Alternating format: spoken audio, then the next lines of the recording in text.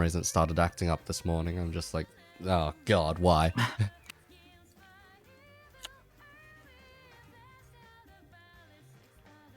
Because earlier it was fine, and then suddenly, man, what the hell is going on?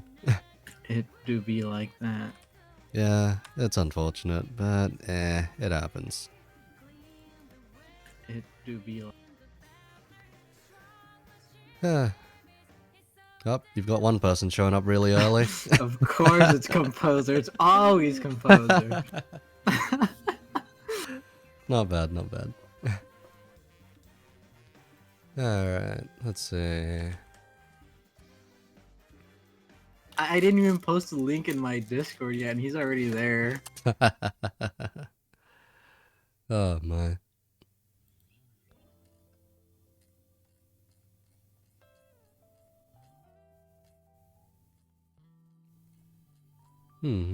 Oh, right, that's another question I needed to ask later down the line. Alright, I'll note that down.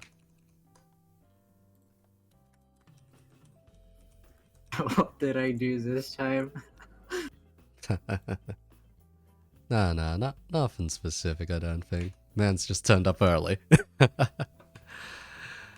Alright. Oh, hey, Spec is even here. Hi Spec, hi Lack. Let's see, when did I post out this interview? Hi Brett, hi National. It's always interesting to see who turns up early.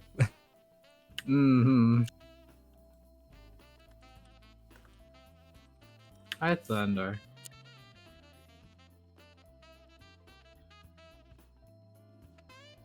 Alright, let's see. Where was this link?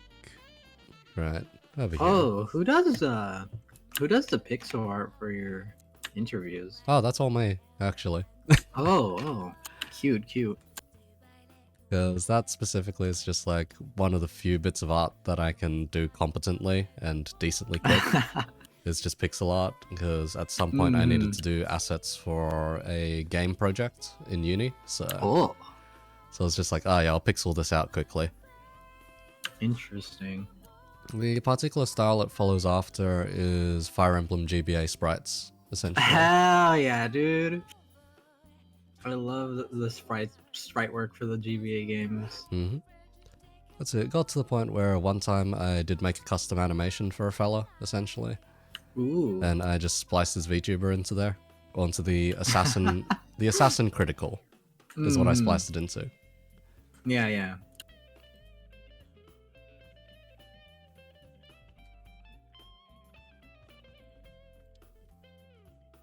But you do have quite a few people turning up early for you.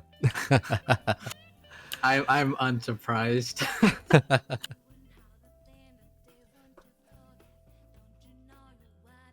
Because yeah, some people I have one or two fans show up, I suppose, and then for others I have the whole selection, the whole gallery show up. I'm just like, bruh. Oi, Spec. God damn it. Wow. Hey, Spec. Oh yeah. Thanks for the sub. Man, you now have access to the disgusted emote, I think it is.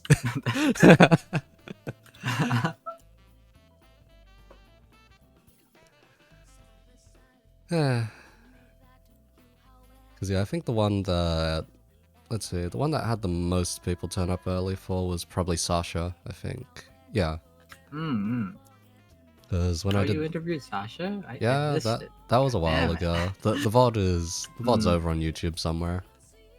And it's more or less just sounds like two friends catching up, because it'd been a while since we had a chance to talk, essentially. Same. Because yeah, that one is just really busy these days, and I occasionally chat with her, but yeah, it's on and off, because it's just like, oh, hey. Yeah. Hey, you still live and kicking? Still alive. Who drew that emote? I don't know who drew it. Oi. Oi. You're the one who doesn't get to say that.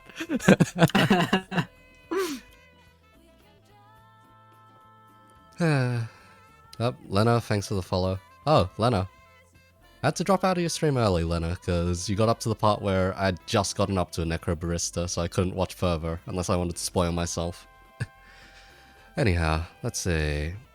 It's 5 minutes past. Why don't we get started, huh? Yes. Alright, so welcome to the winter edition of the bar. And welcome to Moonlight Flowers. Feel free to introduce yourself. Hello. I am Ghosty, Ghost, Hamadesu, Fenrir, whatever you want to call me. I'm an illustrator. I do illustrations, you know. Most people know me because of Fenrir, the model, and yeah, kind of it. Man, you go by a lot of names. Yeah. There's like this on-running joke where everyone they just call me like Fenrir, Ghosty, Tamadesu.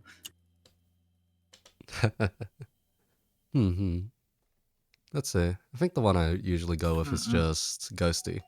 Because, yeah, that one's I'm pretty sure most people know me as Ghosty. Because it's the first one I heard and it's the one that stuck, essentially. Yeah. Because... I'm getting reminded of my old names though. My old name was like much edgier. It was like Chemical Ghost. Chemical oh my. Yeah. I think... race! Thanks for the raid. Good lord. This one was... Man. Alright, let's shout the fella out. Yes. Yep, there we go, and about art. Alright, speaking of art, let's delve into our first question here. Let's see if I can find it. So, right off the bat, community-wise, do you find yourself floating around more the art community or VTubing community?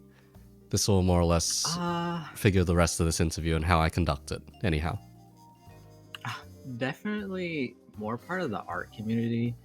That's just kind of where I grew up in and, you know, where I came from. But I have a lot of friends in the VTubing community, and the art community and the VTubing community kind of mesh together a little. So I feel like I'm a bit of both, but mainly just the art community. Fair enough. And... Let's see, do you have a particular preference between the two, or nah? Well, mainly when it comes to the VTubing community, it's just my friends that I talk to, you know, Neg, you, and all of them. But yeah, that's pretty much my delving into the VTubing community. Other than that, I'm not really familiar with most of it. Fair enough. So, what in particular drove you to doing more of the VTubing part of things? Getting a live 2D, streaming constantly, etc. Honestly, I just really like the models, and I want to make my own. Like originally, Fenrir was I just made her just because I wanted a VTuber model. That's kind of it. And then I started streaming quite a long time ago. Back when I was still in high school, I just streamed because I liked hanging out with my friends, and then it just kind of, I guess I kind of grew from there. You know, more people tuning in to watch my art, which is really nice. But yeah, I didn't really expect myself to get anywhere.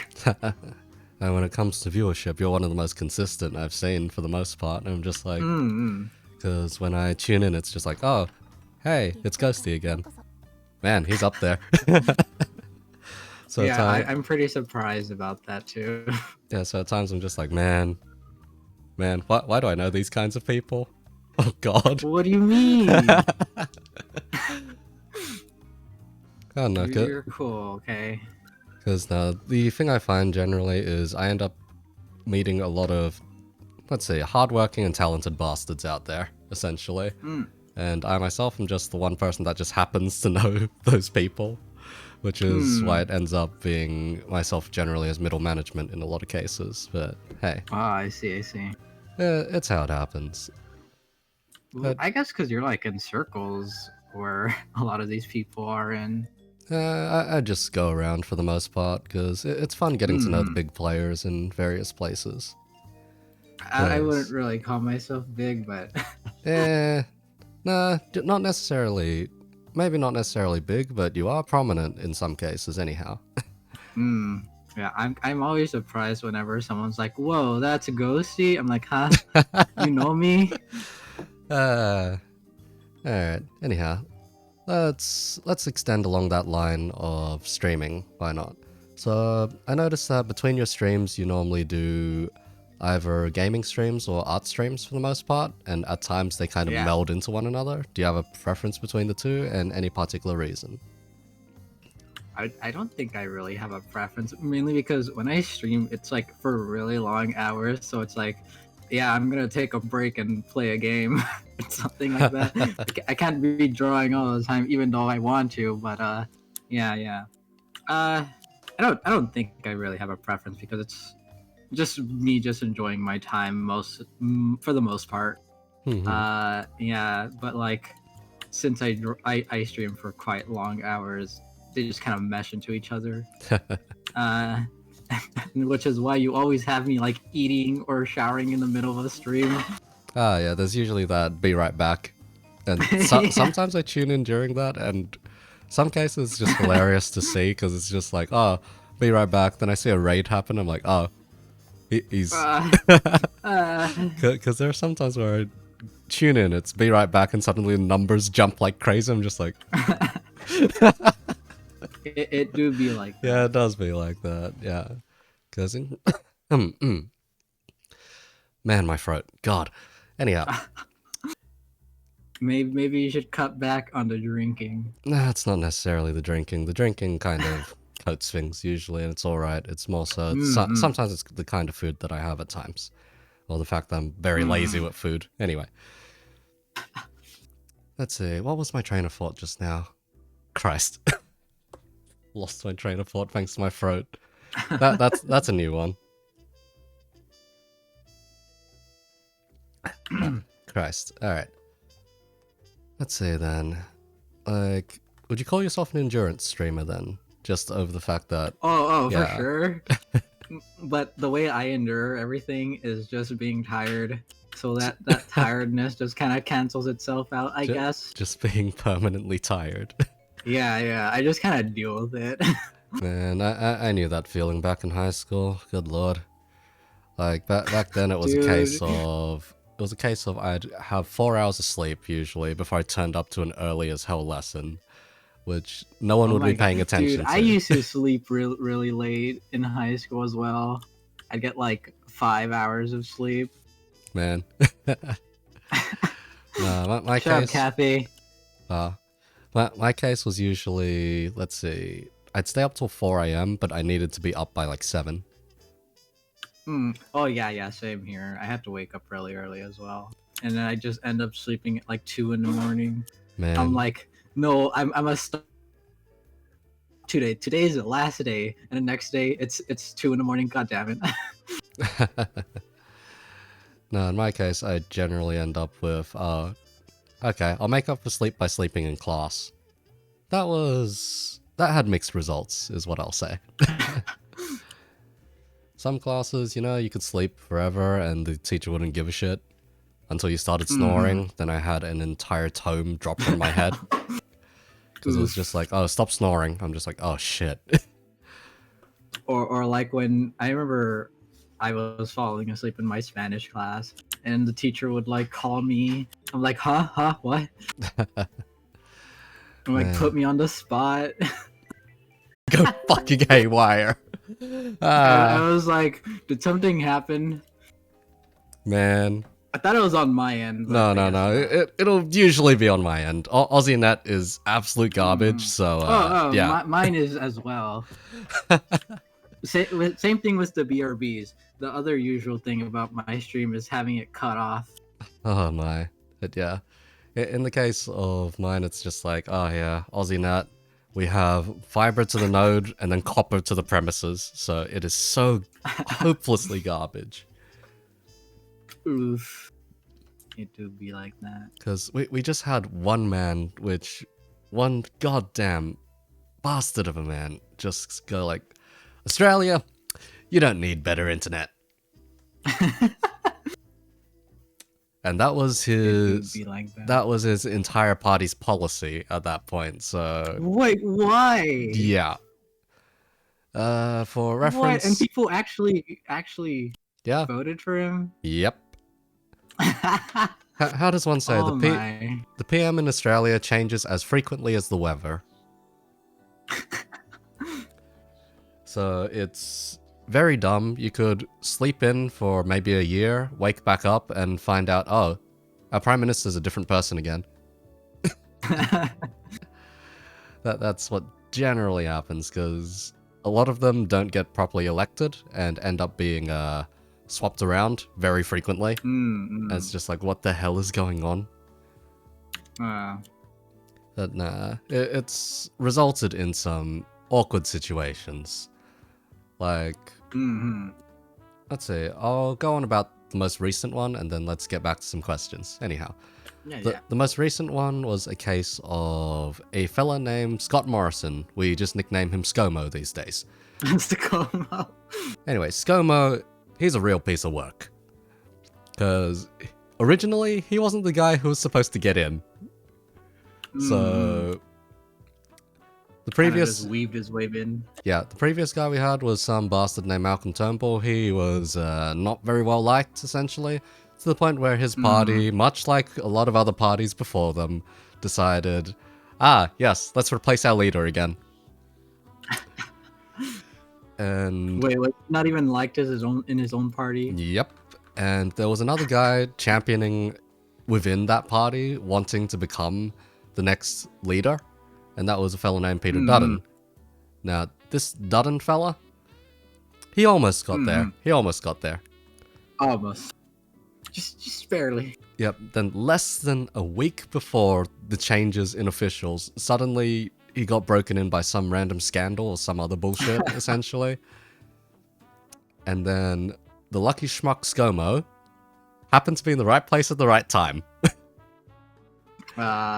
And he got elevated to Prime Minister. By sheer coincidence, almost. It do be like that. Now, the thing is, most people think, like, oh, yeah, he's not going to last long, so there was a lot of public outcry, and one of the things that happens in the event of public outcry in Australia, usually, is they do an early election to make it so that they're cemented in power. Just a case of... I see. Just a case of, oh, it's undisputed, the people want him too, not just the party decided to replace him. In the case of this early election, it originally was meant to be a... Fuck. Okay. Up. Is my net working? Is my network... Did it save itself? Yes, it saved itself. Christ. Yeah, in the case of ScoMo, he was not meant to win by any stretch, essentially, against his opponent, because his opponent was actually very popular.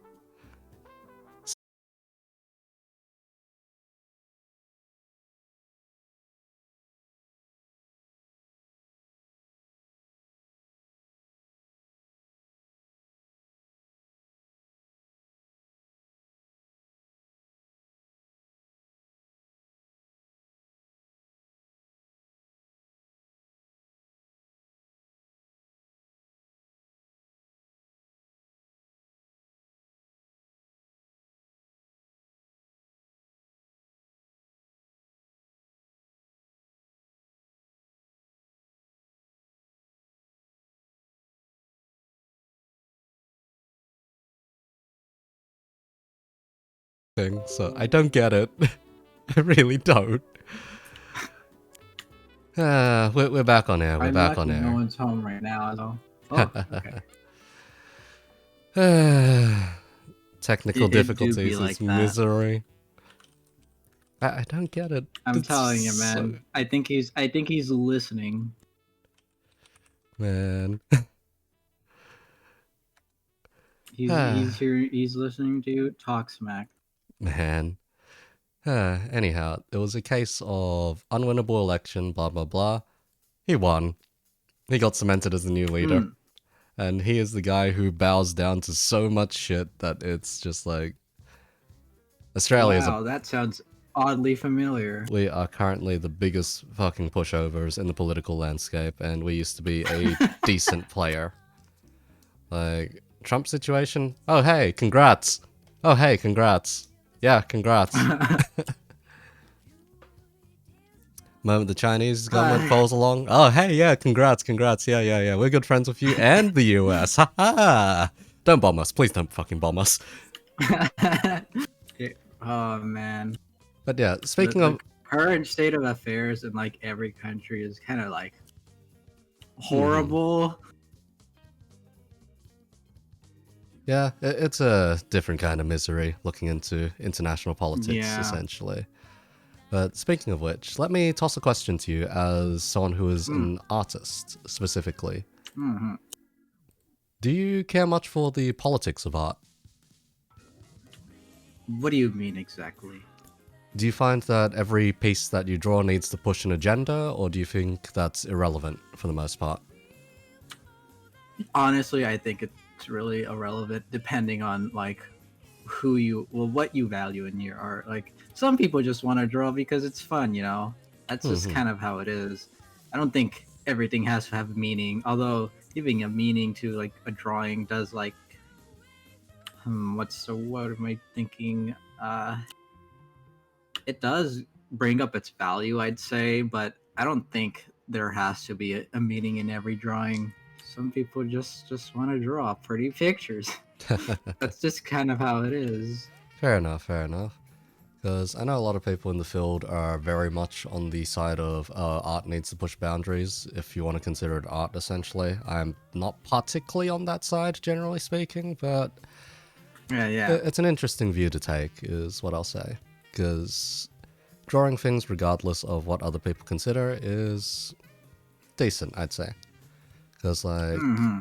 Yeah, it especially. just kind of depends on like what you value in your art. I think that's the most important thing. Like who gives a shit what other people think? It's more what you value in your art that should be the most important. Because when it comes to anime artists or manga artists in specific, or that kind of style, there tends to be that kind of heavy criticism on it at times. Just like, how does one Mm. say? Rather than it being a result of the work themselves doing, it's more a result of people pushing agenda onto the work, per se. Like, Mm. let's see, how does one say the more recent examples? So there was, let's see, Nagatoro and some characters out of Genshin being pushed as part of, Mm. like, yeah, that kind of agenda. Do you have any particular thoughts when it Oh, comes to that like kind of stuff? honestly, I think people just give things too much meaning sometimes. Like sometimes it doesn't even have a meaning and they're just looking into it too much. I think that's the case for a lot of these things. And Yeah. like it I think it's pretty detrimental sometimes because when you try and look for a meaning in everything, it kind of just stops you from enjoying it. Like the simplicity, like sometimes things can like things are not everything is complex, especially when it comes to art. It's like things can be simple, you know. They don't have to have like some deeper meaning or whatever like these people seem to think. And like with what you brought up in Genshin, you've been seeing like the the do better mihoyo Yeah, hashtag or that whole whatever. affair, yeah. Yeah, yeah. It's just like you guys are looking into this way too much. Like Yeah, that's my thoughts on it. personally for games and that kind of media, I generally don't care because it's far from harmful Yeah, yeah. intentions usually. Yeah, yeah. It's like how also you gotta like ask yourself, how is this harming anyone? I remember this one case where there's this artist, this Japanese artist who was doing like who did a lot of uh native like tribal designs and stuff, and like people would like dog on them because of that, calling it quote unquote cultural appropriation and whatever. And it's really Yeah. saddening to see because like you can tell that artists like just really liked uh these native designs and stuff like that. Mm-hmm. But like people are thinking the other way, I guess. Thinking it's like a bad thing. Alright, fair enough. But you know what, let's get some insight on what your creative process is like when it comes to art. Where do you get your ideas? How do you execute upon them? That kind of stuff. Honestly, I just kind of do it in the moment. A lot of my inspiration comes from like what I see at the moment. Like, hey, I see this cute pose, I want to do this, or I think of a design or something, I want to do that. And yeah, it just kind of comes to me in the moment. I don't really think about it too much, to be honest. But yeah, that's just kind of how I do things. Alright, in which case, I'll expand on it a bit then. So, have you just stuck with Clip Studio Paint this entire time, or have you used different tools before as well? I've pretty much just used CSP. Uh, I want to do Photoshop, but screw Adobe. But yeah, I just use CSP. Sometimes I'd use what's it called? That Sprite program, a Sprite. There you go. Sprite, yeah. Yeah. Yeah, I mainly just use CSP though because it's like super convenient. I think everyone should use CSP. For myself, when I was still doing digital art, it was a case of, let's see, it was either Psy or Photoshop for the most part. I've actually never touched CSP before. I think CSP is just like super convenient and what is it? Very accessible compared to like everything else. What are Like the the $60 price. Yeah, what are the particular perks of it? Well, for one, it's like permanent. Once you buy it, you pretty much own it. You don't have to pay some subscription. Yep, that's a nice part. Recently, it's allowed people to just port over Photoshop brushes and Photoshop files, so it's like even less of a reason to use Photoshop. Man. There's a lot of community-based things like there's like community. I'm not really sure what's it called, but like this place where you can just get materials from other people that they've made and stuff like that, and you can just download all these. And it's ingrained in CSP, which is pretty cool. Oh, so something like a Steam Workshop, essentially, or a Unity Asset Marketplace. Like Yeah, that's basically what it is. Let's see, do you find yourself using many of these assets yourself, or...? Yeah, I use some of them, but not too often. Most of the brushes I use are from other artists I really like and stuff like that. But yeah, I still think they're like really useful if you need to experiment with brushes and need to find like certain material. Like if you want to do like what's it called? Fishnets, you can easily find some material for that in the store. Or yeah. Fair enough. Let's see, so where should I lead on to from here? You know what, let's go on about indie VTubing at the very least. Find out your exact thoughts on it. So, indie VTubing scene, of your current exposure to it, what are your comments? What are your thoughts? It's very interesting. I think it's like the cool thing about it is that it's allowed a lot more people to kind of express themselves, I guess, without having to be like an artist or some kind of, well, I guess they're content creators, but like not like that kind of content creator, you know. Yeah. That being the specific discrete content and more like fluid, I guess. Yeah. I think that's the interesting thing about it. And you whoa, what was I trying to say? I lost my train of thought. It's hit Hey, me too. man. Yeah, but yeah, content creation I think was the general train and accessibility. Hmm. It's definitely somewhat accessible compared to like being an artist. Because when you're an artist, you gotta like practice a lot and all this In which and then oh no, go. oh no, you go for this one. Go for it. Oh, well, like, and then when it comes to VTubing, it's like all you really need is the model. Well, you gotta like pay for all that stuff, but like, I do think starting off as a VTuber is a lot easier than starting off as an artist. I will say the initial cost is a lot higher though. Oh yeah, for sure, for sure. Especially if you want like really good quality on like the rigging, the model, and all that other stuff. Because yeah, I will say prices for that kind of stuff have jacked up like crazy, essentially. I think people are realizing that, you should, what's the word? You should charge this much for this because how much work it is, and also like commercial stuff and all that stuff. Yep, commercial rights, all that. Mm-hmm. Let's Because say VTuber models, I don't think they're the hardest thing to make, but God, are they tedious as how to make. all the different layers and whatnot. Yeah. Yeah, you gotta cut it and figure out how things would move. Okay, Hmm. so say for yourself, how much would you charge if someone wanted to commission a VTuber model off of you? Well, my base price for like a half body is like 800 or 700. I don't remember exactly.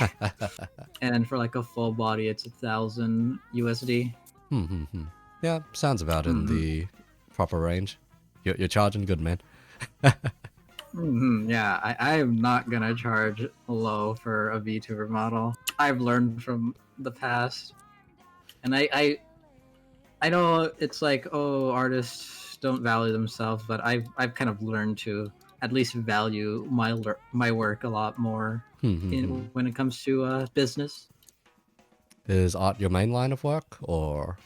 Oh yes, I have not had a job, but at least drawing makes it so that I don't need a job.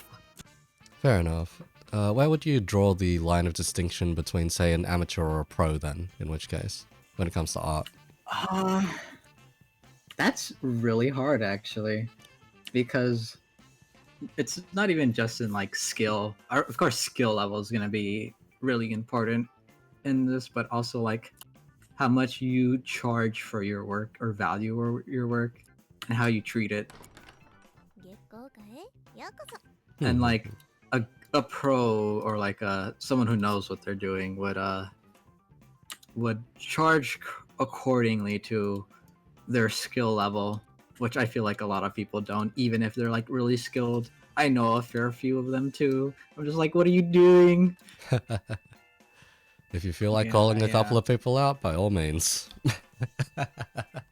Mm-hmm. If not, don't mind it. There's this one artist I really like that's a friend of mine who's been doing a lot of VTuber models. I won't say who they are though, Okay. just because. But yeah, they charge very low, and it's really sad to see because it's really high quality stuff as well. Fair enough, fair enough. Yeah. It's just Because, how it yeah, be, man. in other fields, for instance, writing, the moment you can Mm. actually charge for your writing is the moment you're considered pro. Oh yeah. I feel Because like it's like really hard for like writers to. it Uh, is very difficult to break into any kind of writing at yeah. all. Like, I've been there, holy hell. It was by sheer miracle that I got a job at all. Yeah. Because, And I think yeah. that's just kind of creative industries in general. I Mm-hmm. guess this is also tying into that one question you had about the creative industries. Mm-hmm. Yeah, like creative industries are scary as hell. They're very very competitive, I guess. And then if you're not skilled enough, then no one will like look at you. But also you need those connections as well, or else even if you're skilled enough, no one will look at you. Man, feels bad. But yeah, I'd say, so from my standpoint from writing, the amount that you could charge for your writing was, oh god, terrible. Absolutely dog shit. No one values writing at all. It's a form less than art, even, at times, is what people Yeah. say. Yeah, Because, yeah. I can imagine. let's see, personally, I can charge a lot because I know my writing is good, and my style Mm. is one that a lot of people would want to make use of, if possible. Ooh. Because I can write in about 3 different styles. The Mm. heavily prosy style, so shit ton of descriptions, appeals to senses, very vivid, strong imagery, essentially. Mm. Kind of what you'd expect if you opened up an erotica book. Anyway, I can then write in a more technical style, so stuff for, say, cookbooks or stuff for, like, instructional manuals, essentially. Mm. Because that's the kind of stuff I've had to do in past, specifically. And then Ah, I see. the last style I do is just what's called beige prose, which is where you condense things down to basically just actions. Mm. You cut away from as much of the ridiculous, vivid imagery as possible, and you appeal to the bare essentials so that you can push forwards with everything else, essentially. Mm. But yeah, of those styles, god. So, the normal rate for if you work at a writing mill, essentially. So, if you work at a place which needs to just pump out a ridiculous amount of words on the cheap, you are getting about 1 to 3 cents per word you write. What the fuck? It is barely anything. Wow. On average, most people can write about 500 words an hour. Maybe 1,000 if they've gotten really good. Yeah. Holy. It's... That sounds horrible. Oh yeah, my friend Lakato's here is also in like, I'm not too sure what he is, but I know he is in something similar to the writing industry. Because, yeah, writing So mills are yeah, yeah. just like... You're being paid pennies. Absolute pennies. For the work that you Jesus. do. You are not respected at all. Yeah, copywriting specifically, yeah. So if you're writing the copy, Yikes. then if you're writing a copy for someone, don't expect to be charged, or don't expect to get that much back at all. Oh my. Yeah, and most of the time they expect you to edit it yourself and go through the whole creative process too. And no extra for that? Nope. Usually nothing Oof. extra. You can try upcharge or say, oh, I have a flat fee for editing or whatever. But usually they'll just scoff at you and be like, oh, I can edit this myself or whatever. And it's like, yeah, Yikes. you can't really charge extras on writing. As much as I would like to, believe me, as much as I would like to. But yeah, when it came to more lucrative writing, it was a case of I charged 80 cents per word actually, but that was on the I don't have any credits to this, I don't have anything to do with this work anymore. This is yours, you can claim that you wrote it. Pretty much. Wait, really? Yeah. Christ. That was Damn, I didn't think it was that bad. that's the pay for ghostwriting, is the thing. And ghostwriting is a miserable industry. Never go into I didn't even ghostwriting. know what ghostwriting was until now. Yeah, it's I didn't where know that existed. it's where you write on someone's complete behalf. You know how there's a lot of autobiographies out there, which are specifically Mm-mm. called autobiographies? Generally speaking, most of those aren't written by the person. Oh, Despite that yeah, indication, yeah. yeah, that sounds miserable. Holy. In my case, I was working at a tabloid outlet, essentially. So, them kind of, scandalous, gossipy kind of magazines. And, yeah, of course you'd want to absolve yourself of all problems that came with that. The pay was good, the working conditions were terrible, and so was Oof. the So was the mental strain, because you knew you were writing to start up as much shit as possible. Mm-hmm. Because people tune in for the bullshit, and not the rest of it. Yeah. So it's just a case of, God damn, I really don't want to keep writing, but God. Yeah. I'm surprised, like, there's no talk about this at all. Like, it sounds really bad. Generally speaking, when I work for if I work for a corporation or a company, I charge a decent amount more, typically speaking. Mm-hmm. Yeah. Like the rate. I think that's like for most like creative. Uh, Mm-hmm. I don't know what creative something, but yeah. When I for like an illustration, of course I'd like charge more if it'll be like a company or some kind of product. Value your work. It's worth it, Yes. usually. If you're good, charge.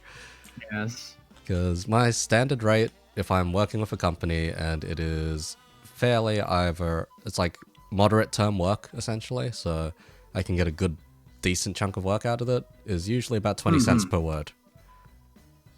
That's considered on the steep end, but I know my quality, is the thing. Yeah.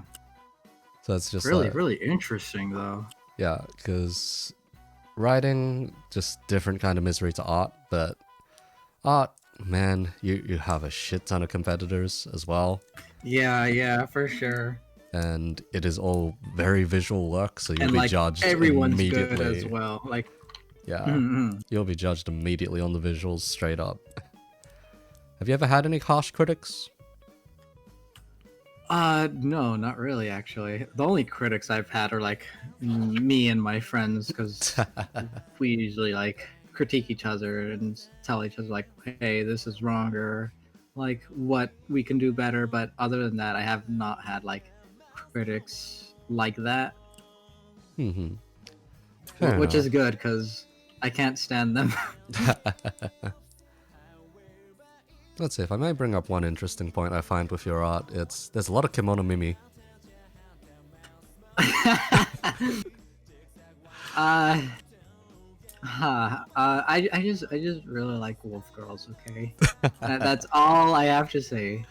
No, that's perfectly fine, honestly. But it's kind of weird, because I don't know when that started happening. The whole wolf kimono mimi girl thing, but it just started and I couldn't stop. And now it's to the point where if I draw a regular character, everyone says it looks weird, and I also think it looks weird.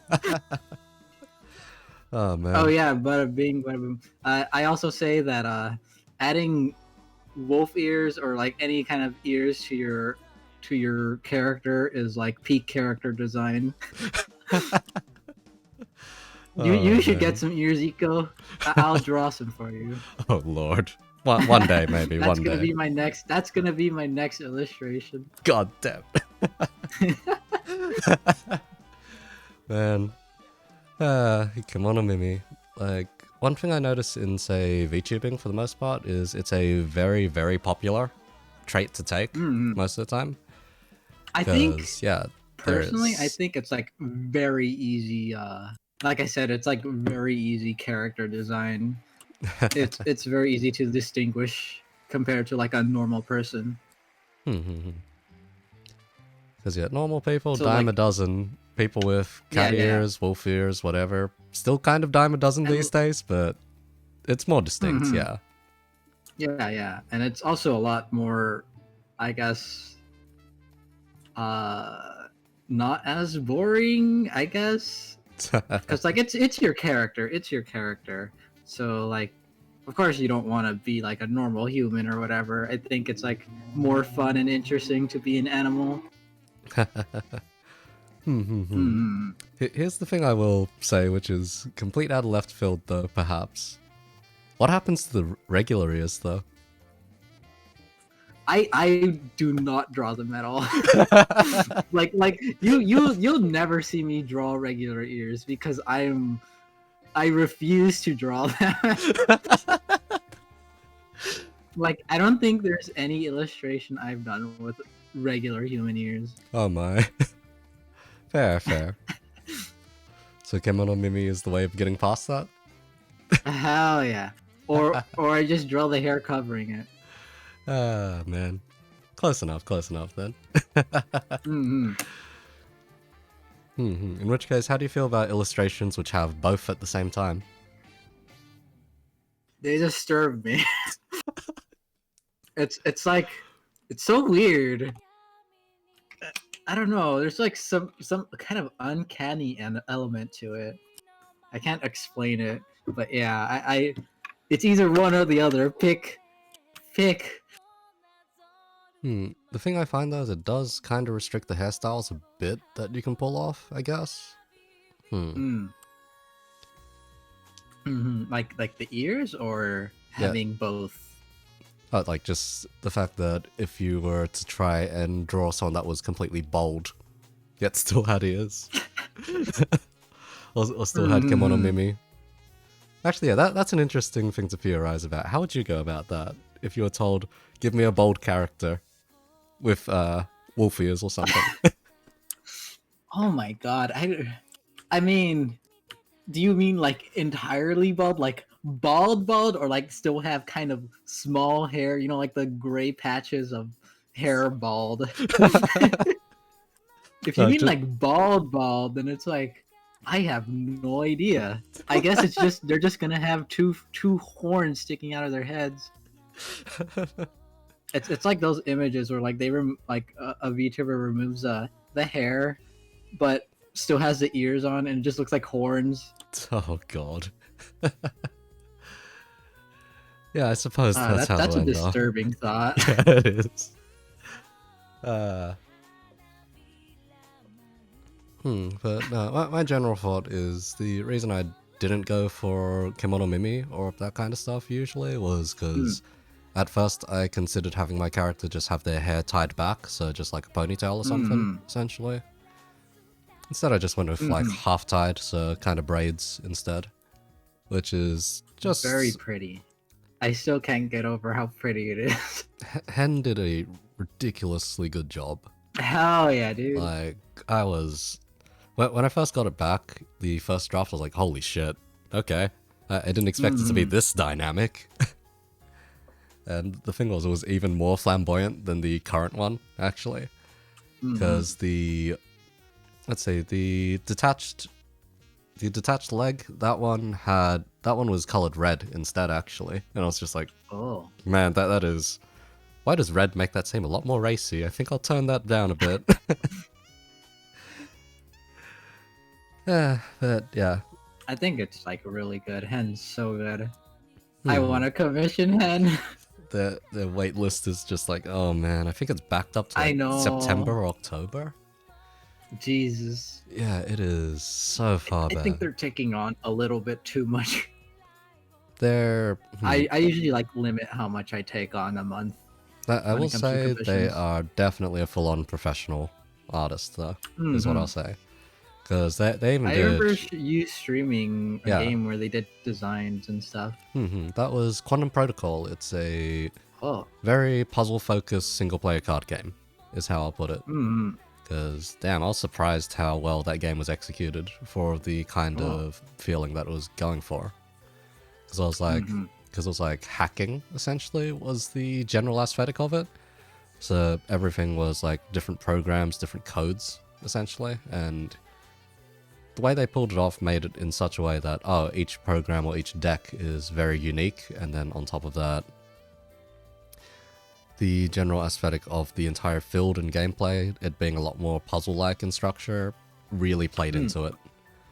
And then Hen's designs on top of that was just like, oh man. Yeah, so good. Because yeah, I'd say it's one of the better card games I've played out there in terms of how well adjusted the difficulty is. I've never played a card game, so I can't comment.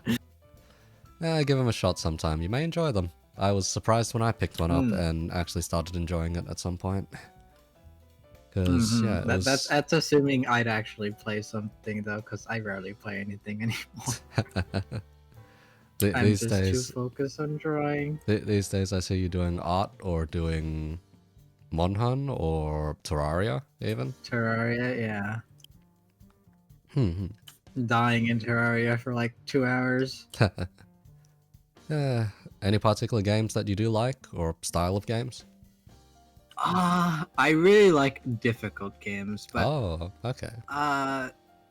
what I consider difficult is I guess depends on who you talk to, but for me, I like very weighty, difficult games like Dark Souls and Monster Hunter, Hmm. which is why I'm always talking about like the older Monster Hunters and stuff like that. The old Monhuns, man. Like, Yeah, yeah, I remember playing through each one of them individually and just the evolutions you get between them, and it's just like, yeah, man, yeah. yeah. I played since the first one.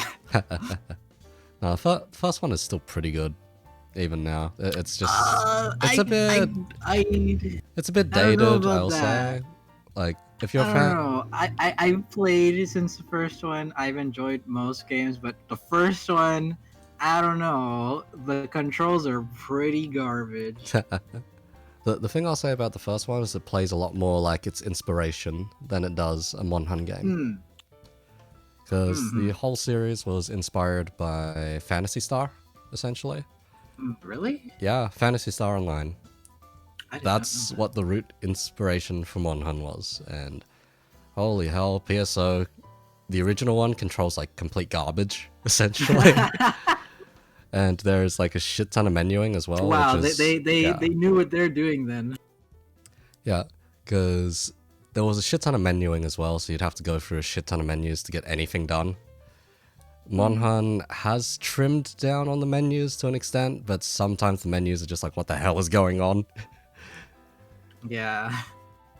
The original Montaner's controls were dog shit. I remapped Like, most of them, so.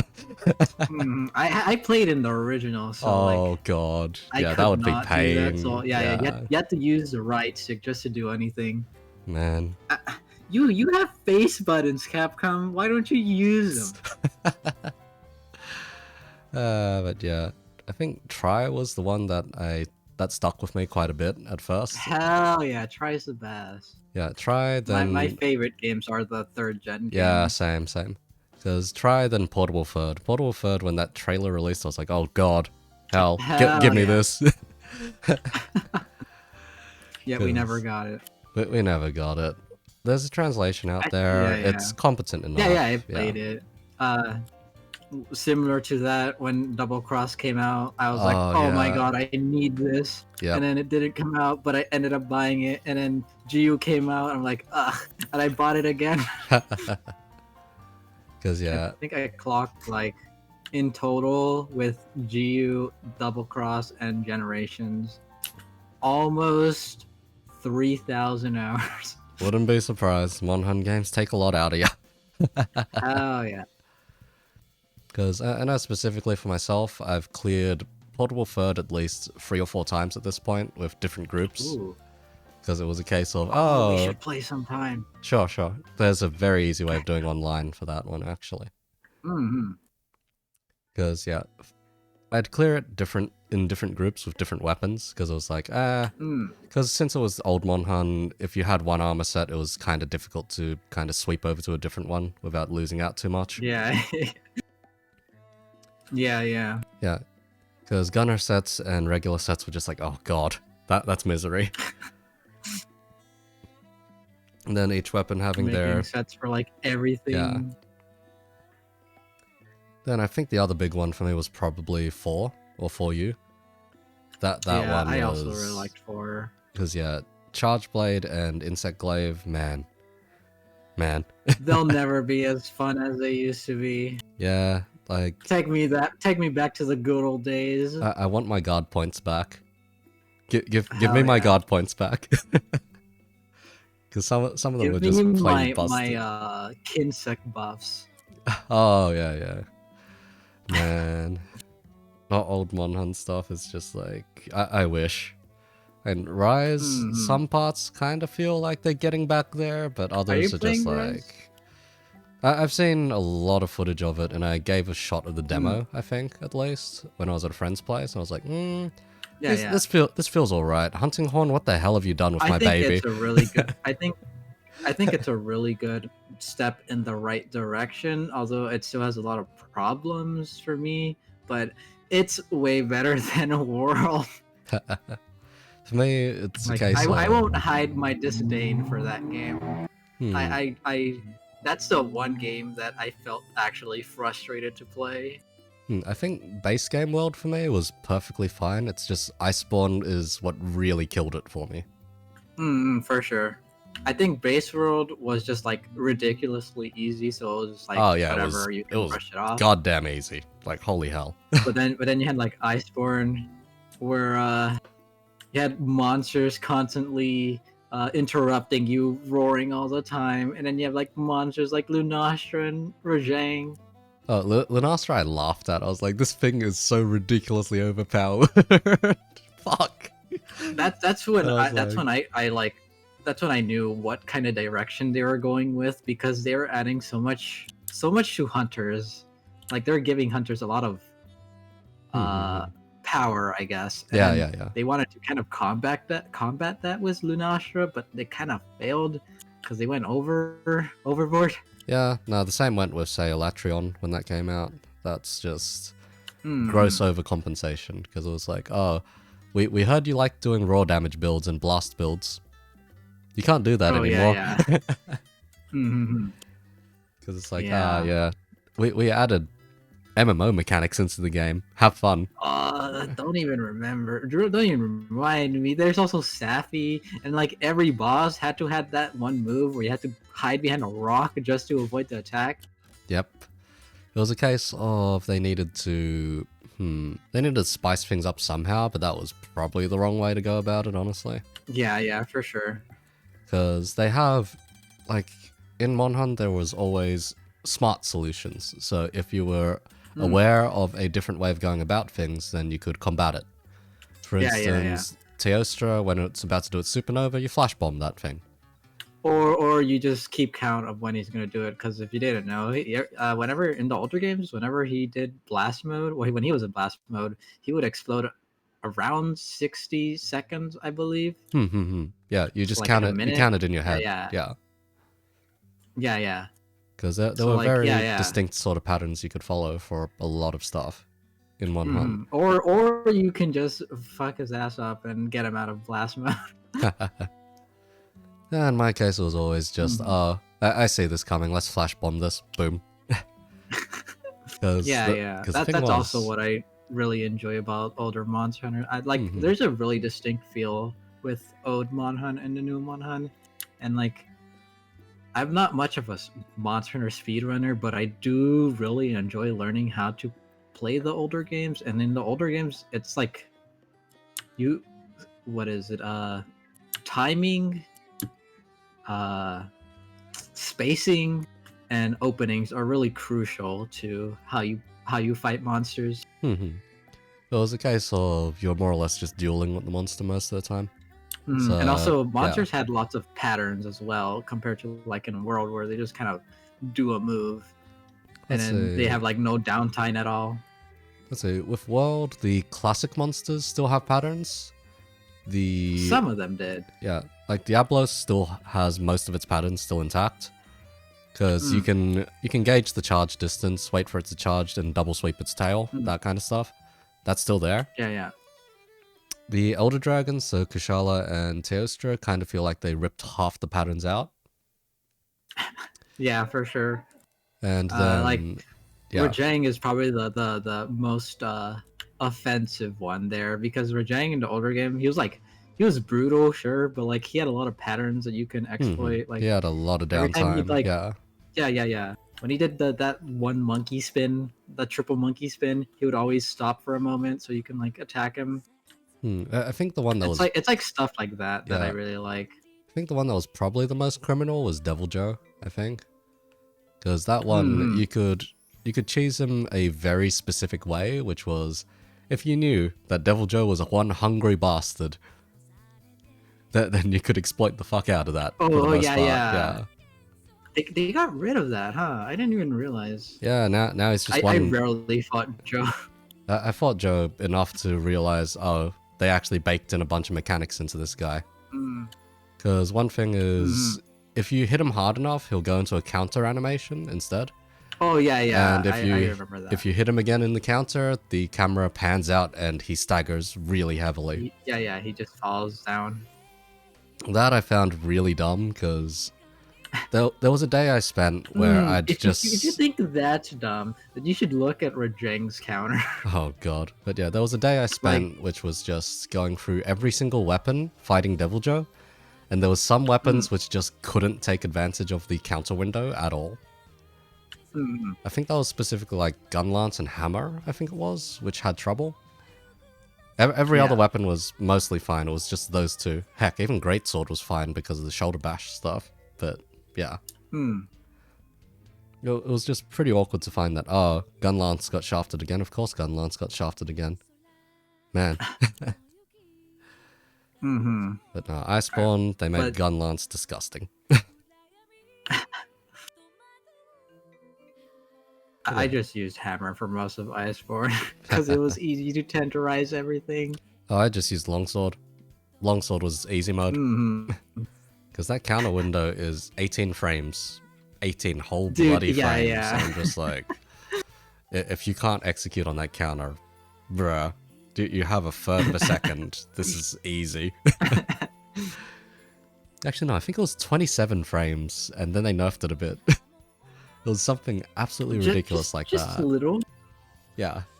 I mean, even if you nerf it, it still has quite a lot of frames. For reference, in Dark Souls, you have 6 frames to parry. Yeah. Yeah, it's I think in GU, what you Longsword also had a counter. I don't know how much frames, but I know it was like pretty instant, but like really punishing if you missed it. It was like a very small window that you can counter. Let's see. Essentially, from what I gather of this is you like your games both complex in the macro and micro elements at the same time, rather than just one or the other. Yes. Yeah. So, Monhan, the more info you know, the better, and the more you can take account of. Yeah. And then in the moment-to-moment gameplay, it's all very skill-based, so bloody amazing, essentially. Yeah. Dark Souls, skill-based same and like business. knowledge-based, I guess. Like what you know about the monster is pretty important. Because yeah, then the same plays off of Dark Souls as well. The info that you know can help you out a lot. For instance, in Dark Souls 1, you could know that there are bastards out there which are shooting little blowpipes at you, of which apply toxin. And you can just be like... Don't remind me. Yeah, I hated that. The way down to the depths. I'd never go through the depths the normal way these days. I just skipped that entire section. It's just not worth the headache. That is coming down to Blight Town. Yeah. Similarly, I also really like SMT. If you ever played an SMT game. God, SMT. Oh, Christ. I love Shin Megami Tensei. I'm waiting for the Nocturne re-release and SMT5. I can't wait. The one thing I found about that style of games is I am pretty terrible at them for the most part. So, dungeon crawlers, I am really bad at, usually. Understandable. Because it's just like SMT especially is like really punishing. SMT is on the brutal side of things. Like, holy hell. I'm gonna play in hard mode. Like, some people got pissy at, say, Persona 3. I'm just like, have you tried an SMT game? Yeah. Because Persona 3, some parts of it are kind of brutal because you can't control your party members for the most part. Hell yeah. But in SMT, it's just like, oh god. Why did I put myself up to this? You're gonna get your ass whooped.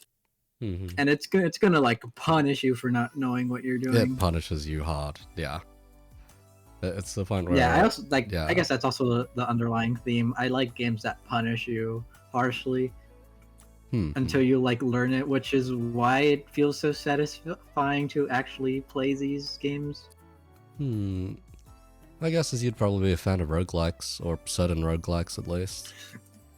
You know, the only roguelike I've ever played is Kayobi's Fun Game Miss from Arknights.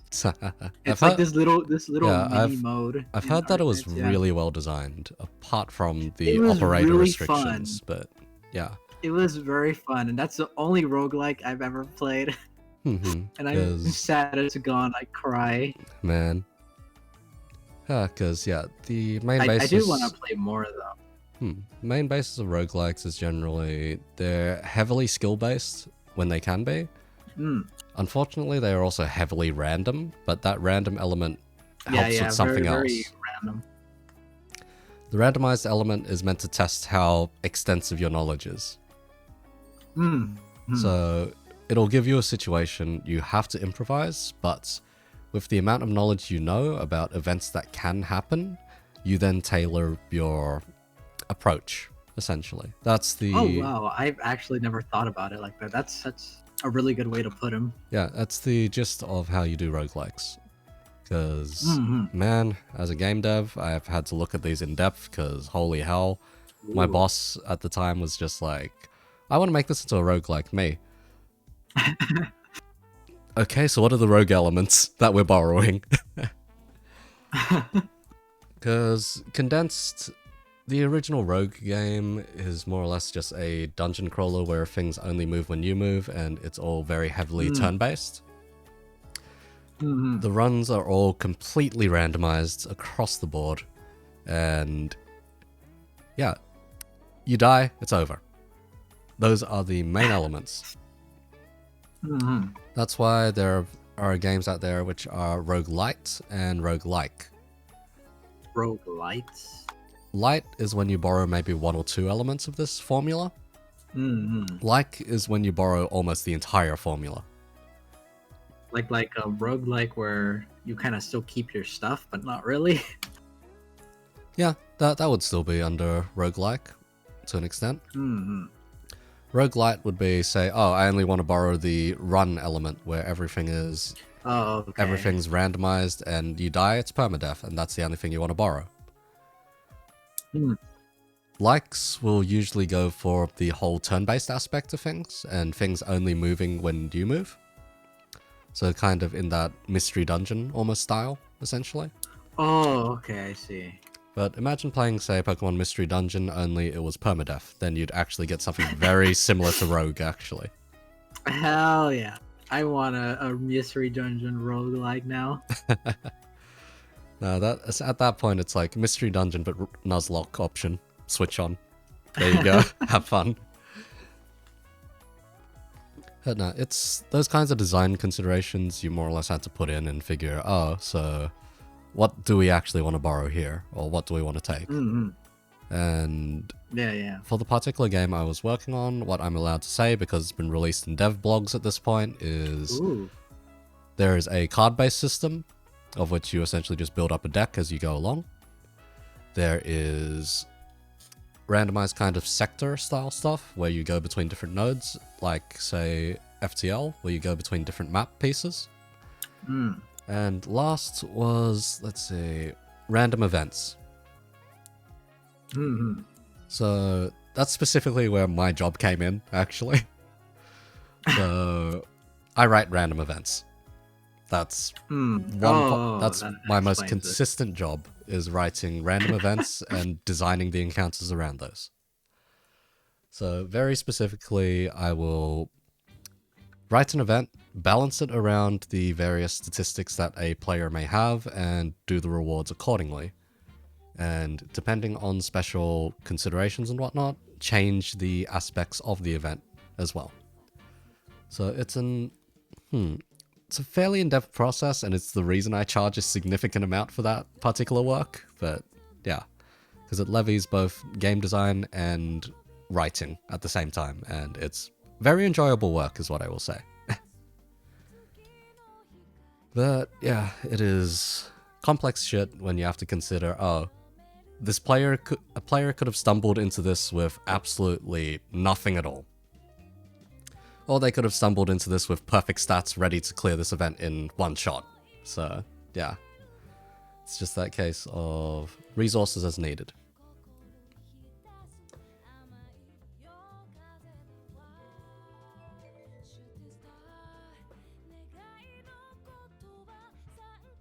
Anyhow, you alive there? Ghosty? Hello? Up. It's my turn. uh, It's passed on to me. oh man. Okay. Let me toss you a very interesting question then. So, you know how I mentioned roguelikes? You go off the information that you're given, and you kind of have to work with that, essentially. Wouldn't the same kind of apply to commissions in your case? If you're given this much information and this much basis, where do you start, essentially?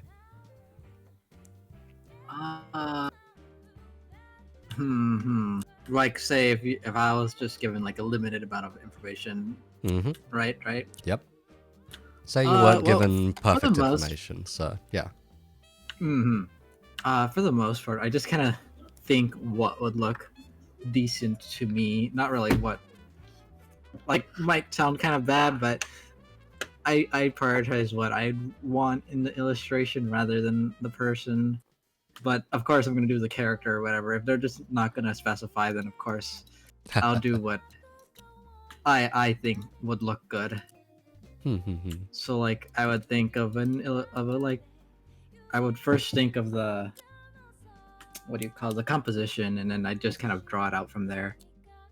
Alright, fair enough. Because yeah, commissions are definitely that space where you do have your limited information, and then it comes down to your skills as well, is what I'll say. That's the easiest place to relate back this roguelike analogy anyhow. I always try, and even if it's like a commission or something, I'm always trying to make the illustration look good. So yeah. Yep, just strive for your best with the situation you're given. Not a bad philosophy to have by any stretch, anyhow. Because yeah, I know there are some artists that I've known in past which only do the bare minimum, essentially. Yeah, It's I know. like they're asked to do this, and then it's like, oh yeah, I'll only do this much. Like, I will try to make the illustration appeal to me, even if the commissioner says, "Oh, it's fine" or something. It's still something I'm drawing, so I want it to look good, you know. It's the case of aesthetic sense then, which I'd say is perfectly fine to have as an artist. It's a case of they came to you for your style, so yeah, write in or draw in that style. Basically. Let's see. Here's an interesting one, actually. So, VTubing community, have you ever received a commission where the person is trying to speak in character? No, I have not. Lucky. Lucky? Have you gotten that? I don't openly post that I take writing commissions, because very few people, or usually breeds a lot of misunderstandings, and I'd rather not for the most part. If someone knows that I write and that I do take professional work, then yeah, they can commission me, and I don't particularly mind. But yeah, another friend of mine, that guy, he once took commissions, or he once had people ask for commissions in character, and he was just like, oh man, I don't really want to do this. Yeah, I don't know, because I feel like, you know, for the most part, most people would like, you know, come to you professionally because this is a commission, not a not a random chat or something. You're not out in public talking to people. Like, you don't have to be in character, man. Because yeah, when it comes to commissions, it's a case of since you are commissioning something, you're talking business pretty much. Yeah. I prefer to get straight to the point, so I don't really like idle chat. No, unless that's fair it's like enough. a friend or something, yeah. But unless it's like a friend, but other than that, it's like, get to the point, please. You want your art? Give me the details. Is essentially what it is. Alright. On side note, yeah, Ghosty, you probably actually know my actual name. I don't. Because I did not hide it on my invoice at all. So if you well, did, I don't really check. I don't really check the details. So yeah. so yeah, if you were to look there, you'd see it right away because I only set up my business Mm, account recently. don't worry, I won't look for your sake. Yeah, it's the most generic name possible. Like, Ha, you really think your name is generic? You'd have to listen to mine. like mine is the equivalent of saying John Smith. That's what the equivalent is. It's John that bad. Applesmith. Like, in Vietnamese even, it is so ubiquitous that you say it, they're like, oh yeah, that guy's Vietnamese. Zero questions asked. I have a pretty American name. Like, the thing is, even in high school, I had one guy which shared my exact same name in half my classes. To the point where the first time a teacher would have that class, they'd be like, blah, blah, blah. Then they'd look to the next line and see the exact same name, and they'd be like, this is a typo, right? And most of us, we'd have to point out at the end, no, there's two of us. Yeah, there's two of us. That kind of reminds me of like the name Juan, which luckily is not my name because Latin Americans seem to use that name pretty often. Oh, so like you'd have in my high school, you'd have like multiple Juans. Good. My uncle's named Juan. I'm just like, Jesus. Can you guys think of another name? For me, the more hilarious one I've got right now, or I'm dealing with, is in one of my classes, it's literally a case of, let's see, we have 3 Wills and 2 Nicks. And it's like Will, and Will, then Will, and Will. Then Nick and Nick. That's like, oh, we'll name one of the Nicks Nick and the other Nick Nicholas. That's easy enough to solve. Yeah, that also happens with my name too. But the Wills, we had to get creative. Because Willifer. we had to go with Big Willie. Big Willie. Big Willie. Will with his last name, and then Will Smith. Was a more generic one than that almost. Anyhow, we had to go with Big Willie, Will with his last name, and then Free Willie. Free Willie, huh? Yep. Because that one was an interesting one. I will say. Yeah, they're all. I've had those situations as well because I'd say my name is fairly generic as well. In which case, how do you feel about online aliases and what people take as their names? So in your case, you've got Ghost or Ghosty, then you've got Fenrir, and God knows how many others. But do you need to stick out online, or do you find that just taking any name that you kind of take comfort with works perfectly fine? Honestly, just any name that I feel comfortable with. I don't think I really need to stick out or anything. Like, I'm also a person who doesn't like sticking out, so I think it's fine for me. I don't know. It's fair enough. In my case, I just got lazy, pretty much. Just got lazy. Because as a writer, I am one of the laziest people when it comes to names. If I can get away with using a name that is only 3 letters long, I will get away with it. Hence why... I mean, I feel like using a really 3-letter name, like limiting yourself to that is also... what's the word? Does let you get some pretty unique stuff. Like, I don't know anyone who's called Eco, okay? The thing is, if you try to search me up on Steam, you will not find me at all, because there are a lot of people which take the same name, actually. Simply because of Counter-Strike, because one of the main things in Counter-Strike is doing an eco round. I just got really lazy with that name. That explains. Yeah. So, hey, at least you don't see any eco rounds in the Vtuber. I would laugh my ass off if I found someone which actually had that name.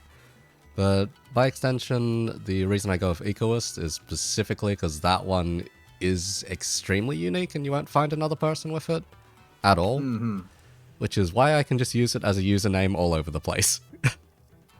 I 'Cause, got yeah. my name from, like I mentioned, my original name, Chemical Ghost, because I was an edgy teenager who liked that kind of stuff. Man. But, So yeah, I just kind of shortened it down to just Ghosty, and it stuck with me since then. Tamadesu, I just put that randomly as my Twitter at because I was lazy and I didn't want to think of anything, so I just put Tama Uwu. Wait, I put Tama underscore Desu and then Uwu with that, and yeah, that just kind of stuck. I hate it, but it just stuck with me.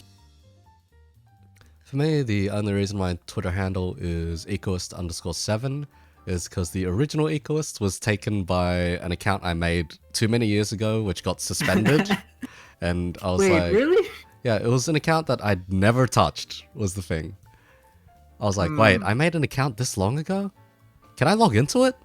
I tried logging in and it said, oh, it's suspended. I'm like, huh? So you can't even get it back. I can't get it back That's at lame. all. So that's why I am forever going to be tagged with a 7. Damn. So you're not the original Ecoist. I am, but I'm not.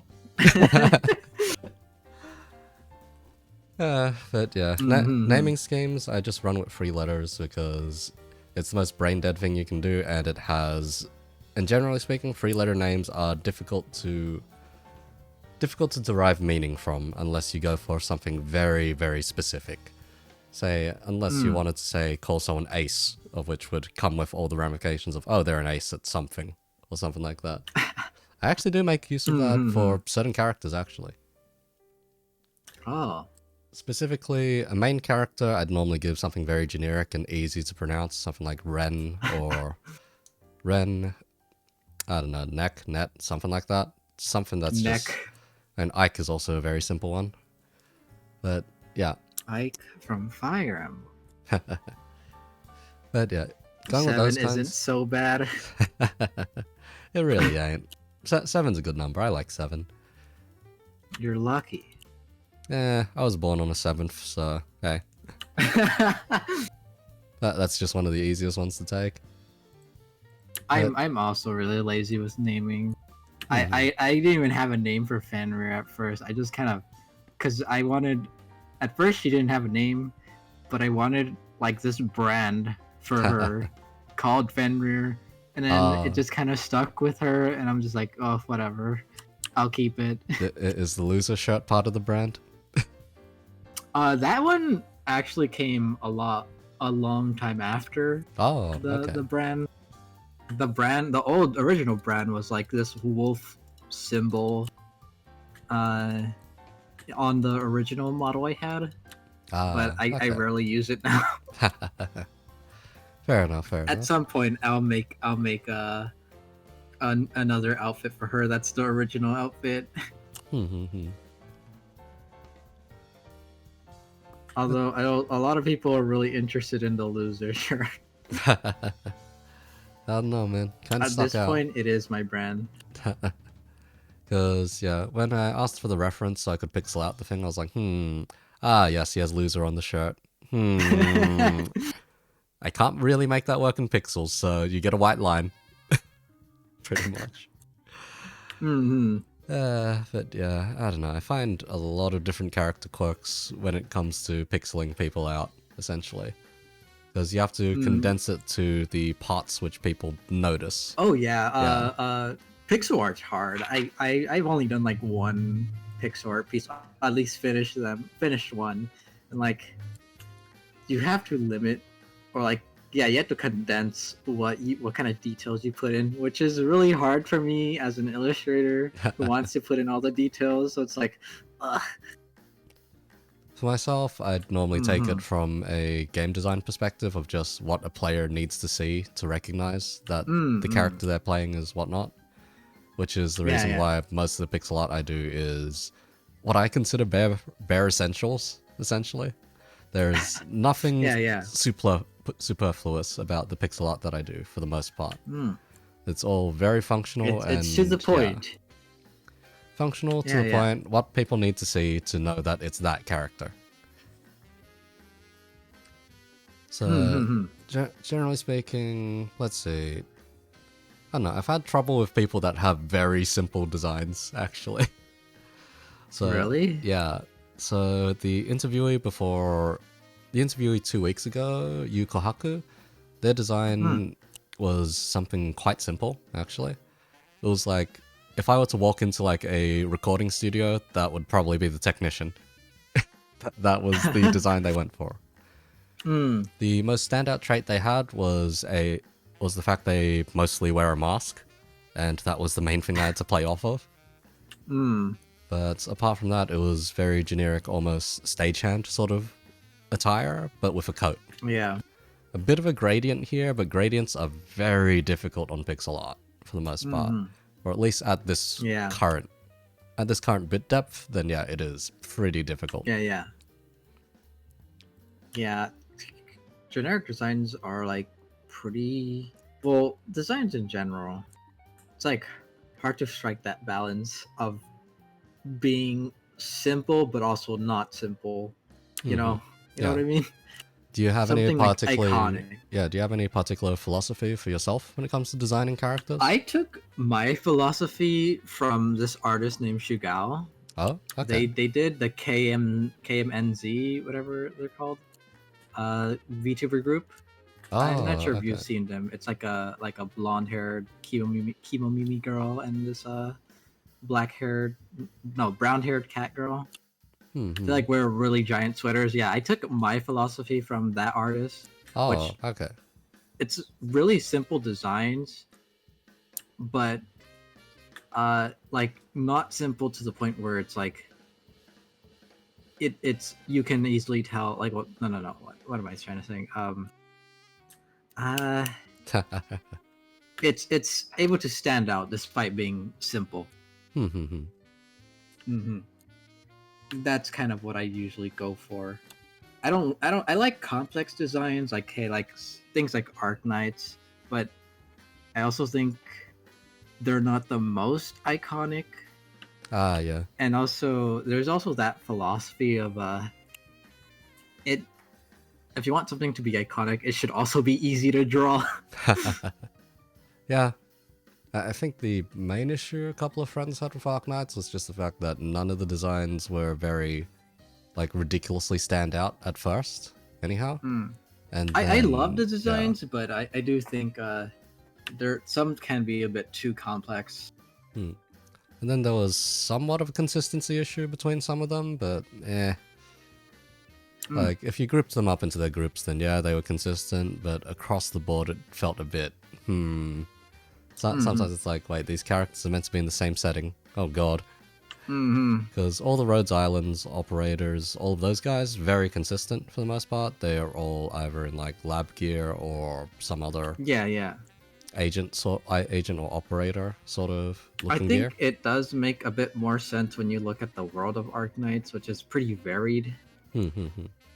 Varied in like cultures and all this stuff. Yeah, the thing is, some things are drastically different than others.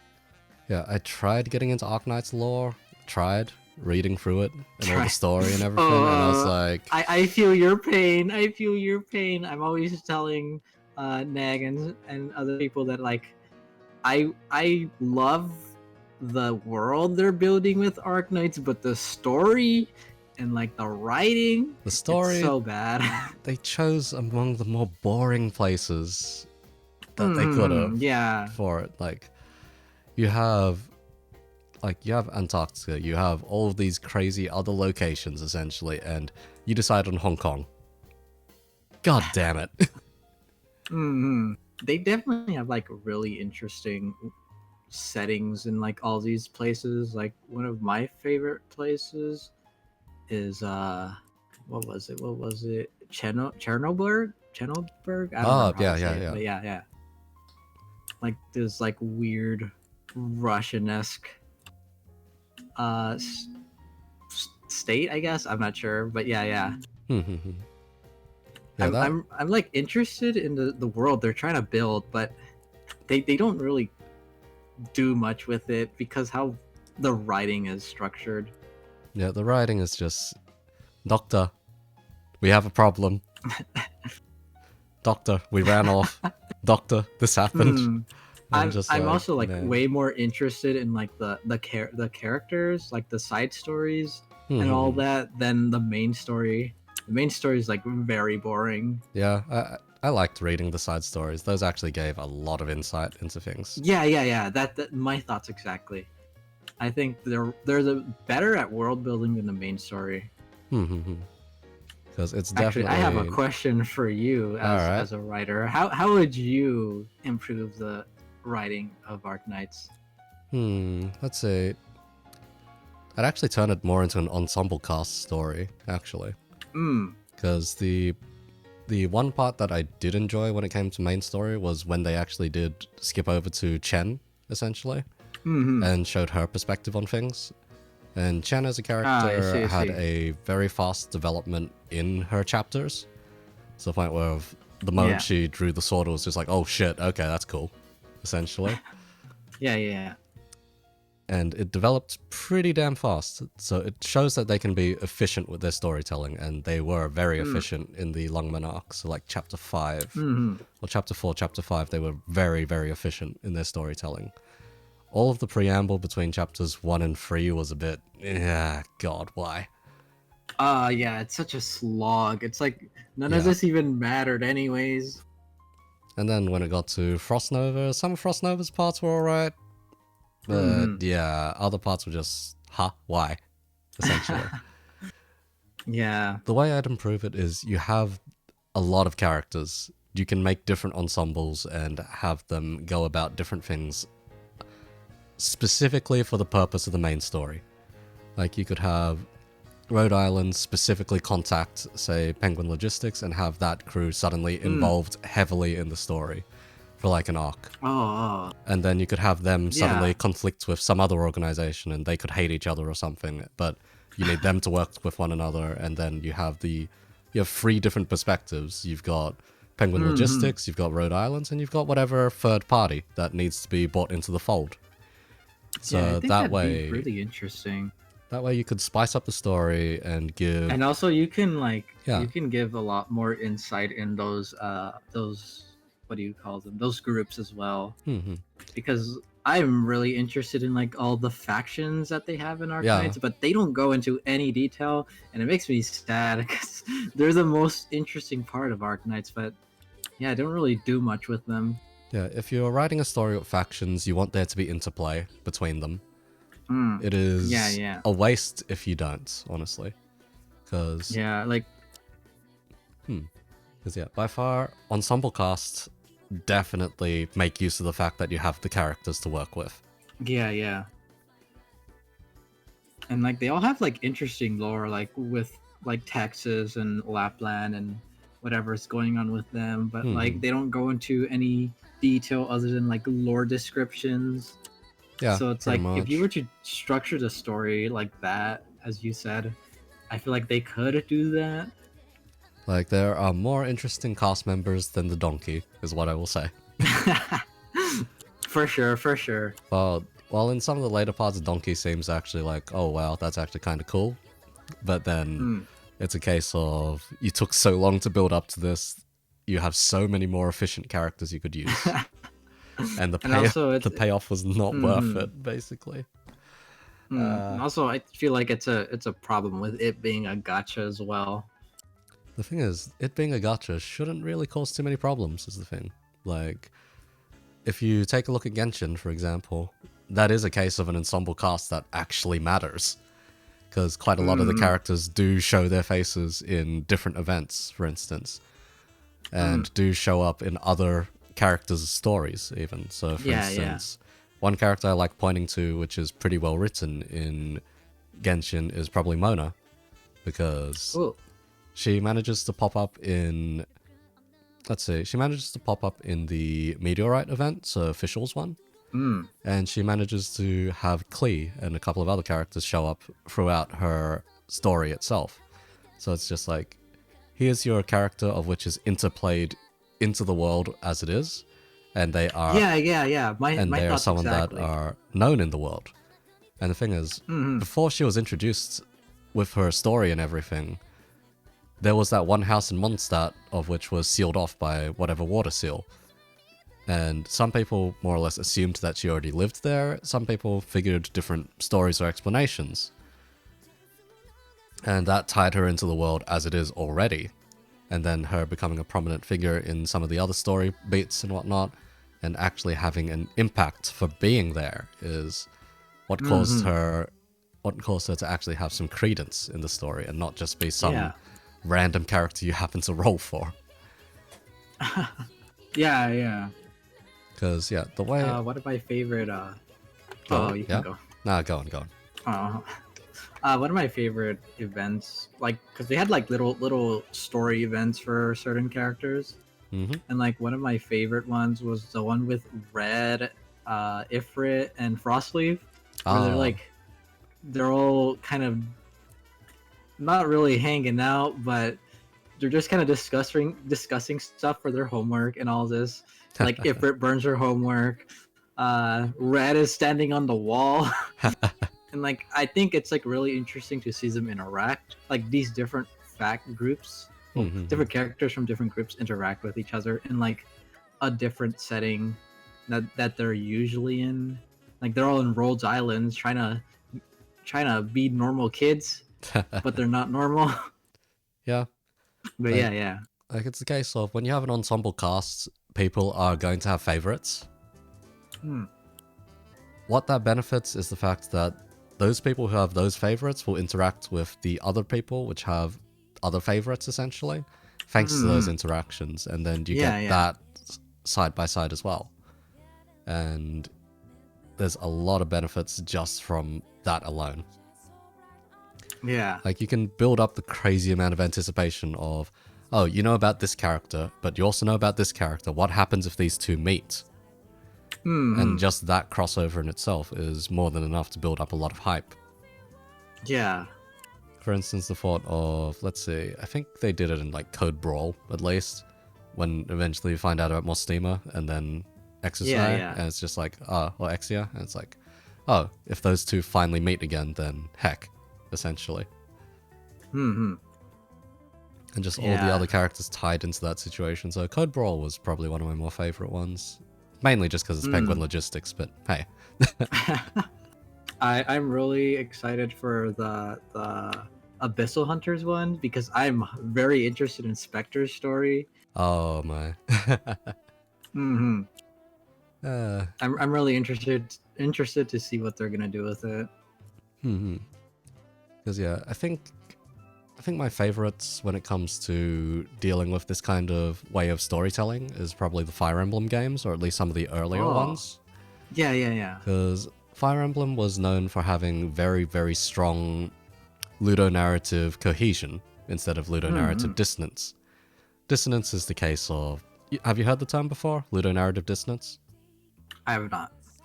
It is where the story and the gameplay completely shoot off of one another, so they have nothing to do with one another at all. Oh, okay. The worst example is usually just in Final Fantasy, the fact that you have items which revive people, yet the moment a certain character dies, you can't revive her. So it's like, why can't... Or like when you beat a boss, but they still kill you in the cutscene or something like that? Kind of. The cutscene kill one isn't too bad, because you still did that struggle against them. But in the case of the story fighting back against your skill, then that's fair. That's fair play, I'd say. It's more the cases of mechanics of which go completely against the story, or just things which really shouldn't happen.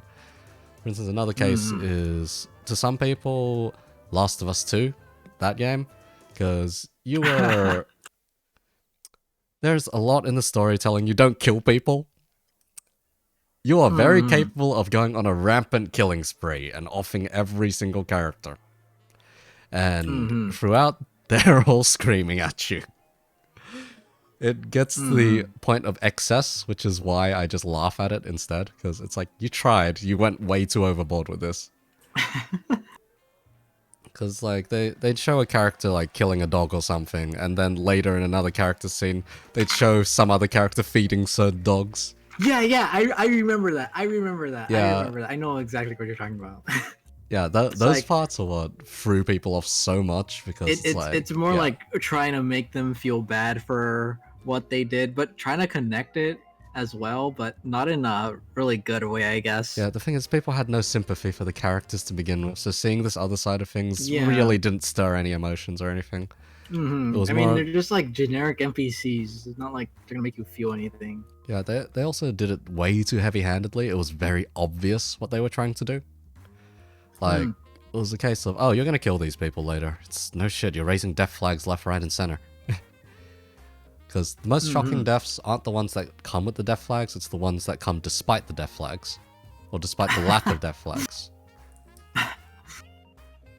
It's like, usually, if you want to write a shocking death, get a character that's just sniped. Basically. And don't give them any last words. So like just kind of killed off like at the moment. Yeah, just very suddenly killed off. And do not give them any last words or anything that they could have said to prevent things. And it becomes a huge tragedy, essentially. It's just like, holy shit. Yeah, and it's like it's so sudden as well. Yeah, it gives the whole credence of death is very sudden and unexpected. You cannot be ready for it. Because there are a lot of movies, films, media, of which will give you that moment of just, oh, character died. What were they like? They happen to be being cradled in some other character's hands, saying their last words, their dreams, aspirations. Go on, do this for me, buddy. Basically. And yeah. That's not the reality of things. If you want to write a realistic character death, you have them die extremely suddenly. Sure, you can... in insufferable pain, just screaming. Yeah. It's pretty much, you give a bit of setup for the fact that it might happen. So say, for instance, in that sniper situation, for instance, say if a character notes about, oh, we're going into an area that's controlled by the enemy, blah, blah, blah, watch for snipers. Then the main character mentions something about, oh, what's that metal glint over there? And then you could write straight after, there's a loud bang, and then someone falls to the ground. It's just like, that realization of, oh, fuck. Turn around, see who it was. If not, everyone runs for cover, that kind of thing. You can set up much more dramatic situations. Just off of the fact that death can then be that sudden. And because of that, then it builds up that expectation. Holy shit, someone just got sniped. Like who can be next as well? Yeah, who can die next? It's that kind of thing that you can build towards. Interesting. So yeah, when you think of it back to character interactions, you could think of them as being potentially very explosive when these two characters meet. It couldn't, it might not be they get along, it may be they actually are at each other's throat and want to just kill each other on sight. Because there's been a decent chunk of stories where it's like, oh, ensemble casts, you're reading one perspective, you're reading another perspective, blah, blah, blah. And then when the two meet, they may not necessarily know who each other are at first, apart from the fact that they're on opposite sides of the war. So then you could actually kill someone off screen almost. And that's another tragic way of going about things. Because then, if you're very good with your prose and people know about specific character details, say, oh, this character wears a very specific kind of pendant or piece of jewelry, then when they die, if you draw attention to the fact that the other person had looted that off of them. Oh, I see. And then the other party comes back. Yeah. The other party comes back, they find the corpse of their friend, and they're just like, holy shit, who did this? And then down the line, they've made friends with the killer. And then the killer is just like, oh yeah, I wanted to give you something because we've been good friends for a while, so here you go. It's something that I found off of a corpse on a battlefield. Yeah. Highly unfortunate. Yeah, you can write all kinds of crazy scenarios when you take into account the dramatic irony that can be at hand when you do an ensemble cast. It makes me wonder why people don't do this as often. It's work. That's why. That's true. You have to do the setup. You have to think about it. You have to think about it, I guess. You have to do the setup. You have to drop the hints, or else it just doesn't work because it's not sudden. Mm-hmm. Well, it's too sudden. It's just like, what? Why? So, like, if someone just got sniped out of the complete blue, and you'd never set up the fact there were snipers in the area or anything, then, yeah. Complete problem. Mm-hmm.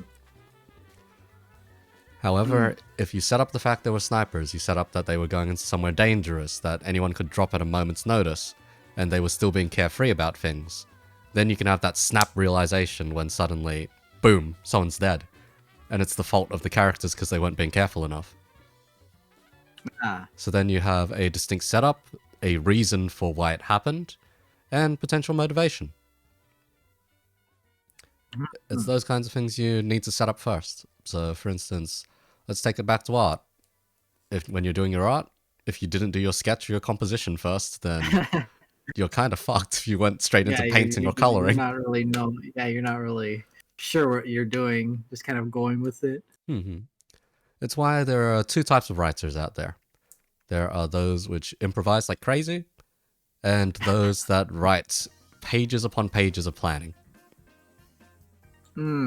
So it's like a bunch of pages of planning, and then the end thing is just a little. Potentially, yeah. In my case, I'm a very improvisational writer, so I don't actually do the ridiculous amount of planning that often, because I've done a lot of that planning in past already. It's a case of... So you're just kind of ingrained in you. Yeah, it's a case of I've written an entire setting before, over the course of like 5 years, bouncing between myself and my brother, who's also something of a writer, but not a professional one. Whoa. He just writes a lot, and we often talk about literary techniques and all kinds of random shit we can potentially incorporate into stories. So I have that bastard to thank for getting me into writing, because as a kid, I hated writing with a passion. It was one of those things that I couldn't get through my head because math was just easier.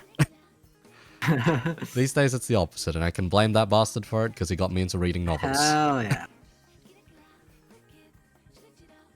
It's interesting though. That you're a professional and he's not.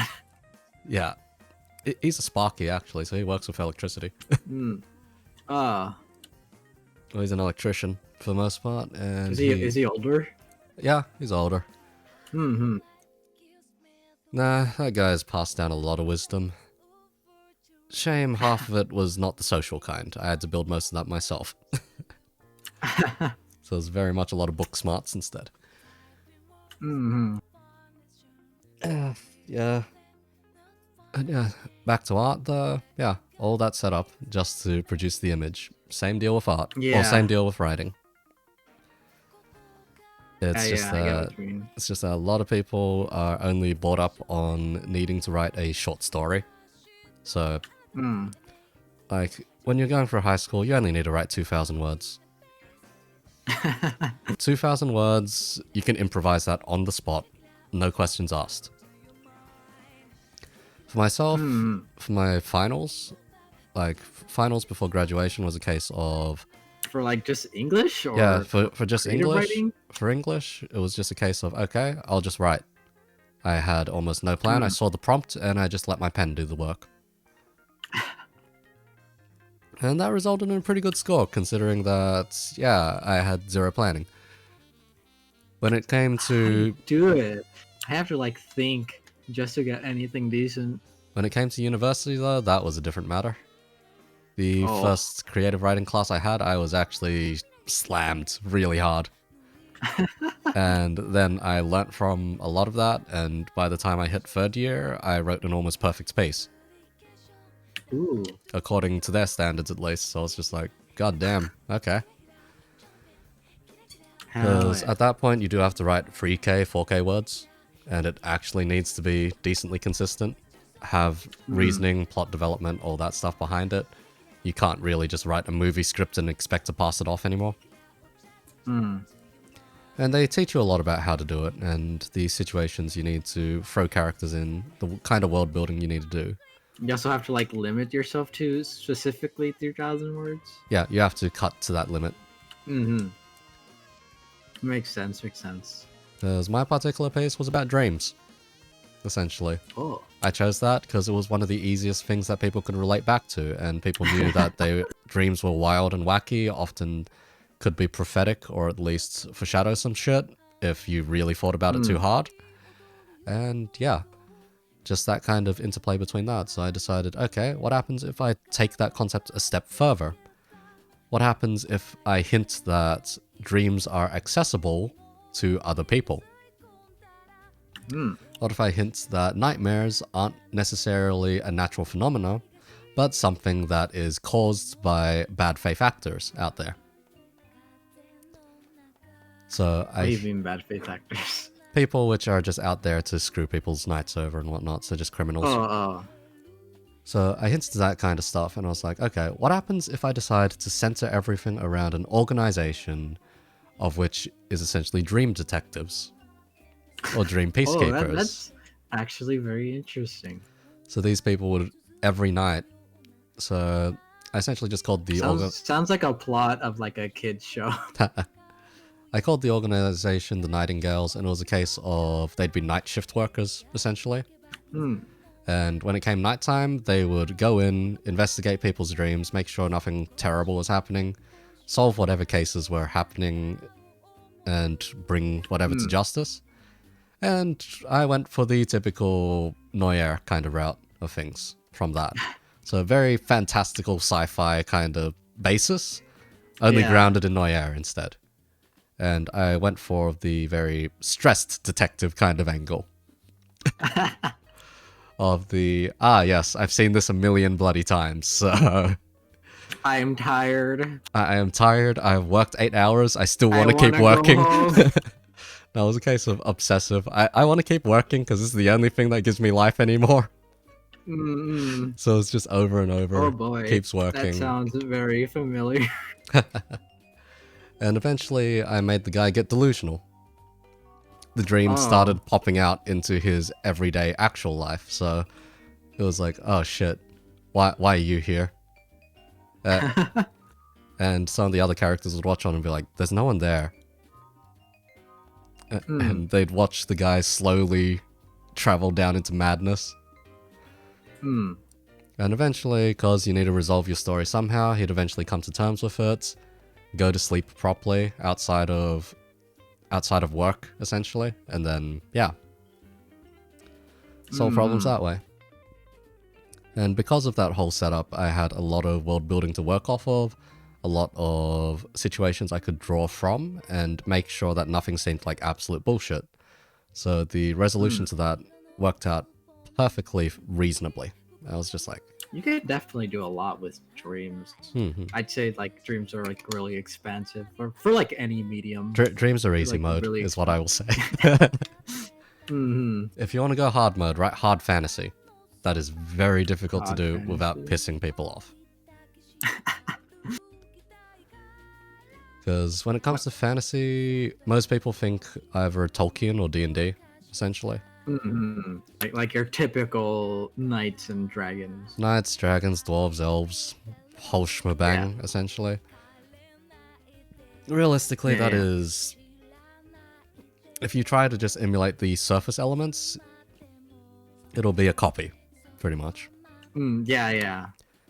And because So, of like- how ingrained all of that is into the public consciousness, it is very difficult to shake off the initial conception of it, or reception Yeah, of it. it's hard to like make something unique out of it.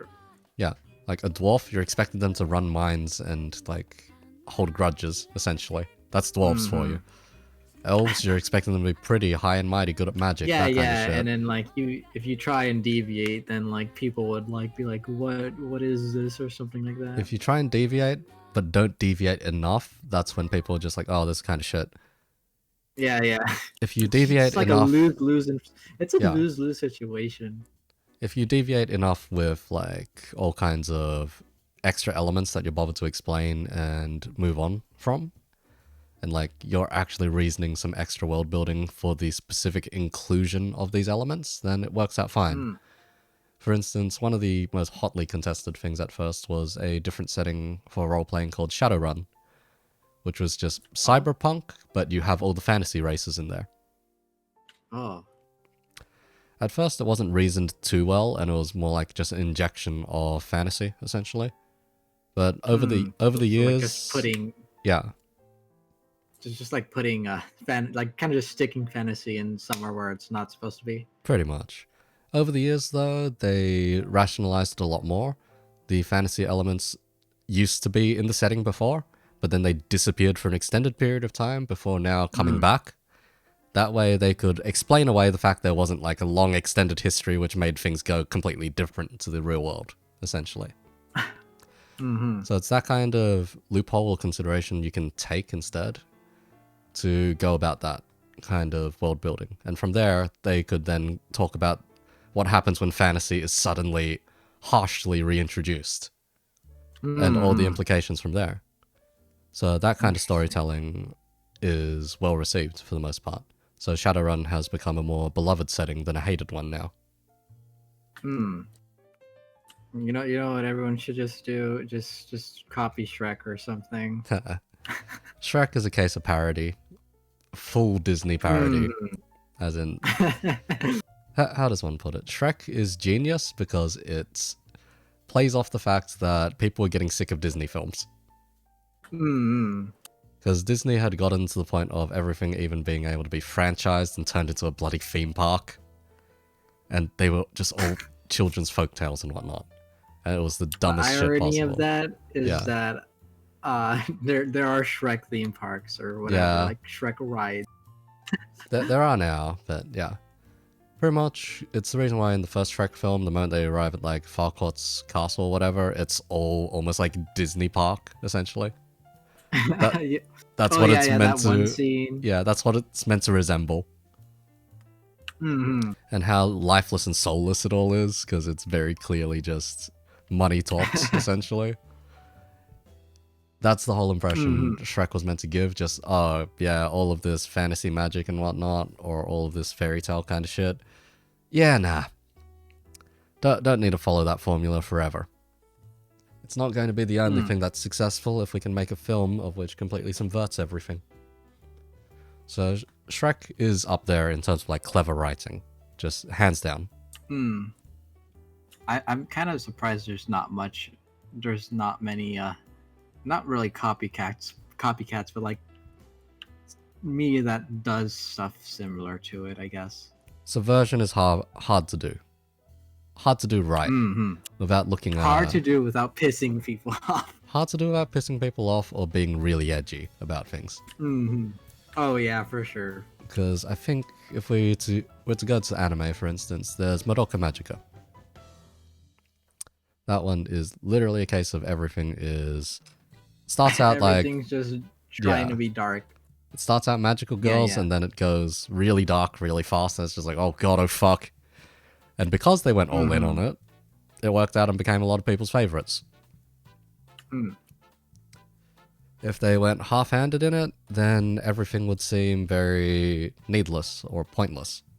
It'd just fall into the realm of parody at that point, and that's not where you want to be.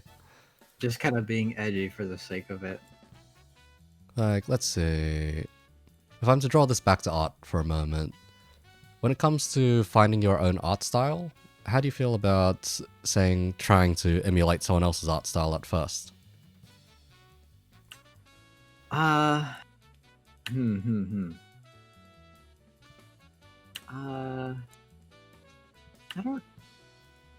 don't know. Like, what do you mean exactly? So when you're starting out being an artist, is it fine to try and copy someone? Oh, yeah. I think it's perfectly fine, especially because when you're first starting out, it's like you're still trying to find what you want to go for. So like, I don't really think it's that big of an issue.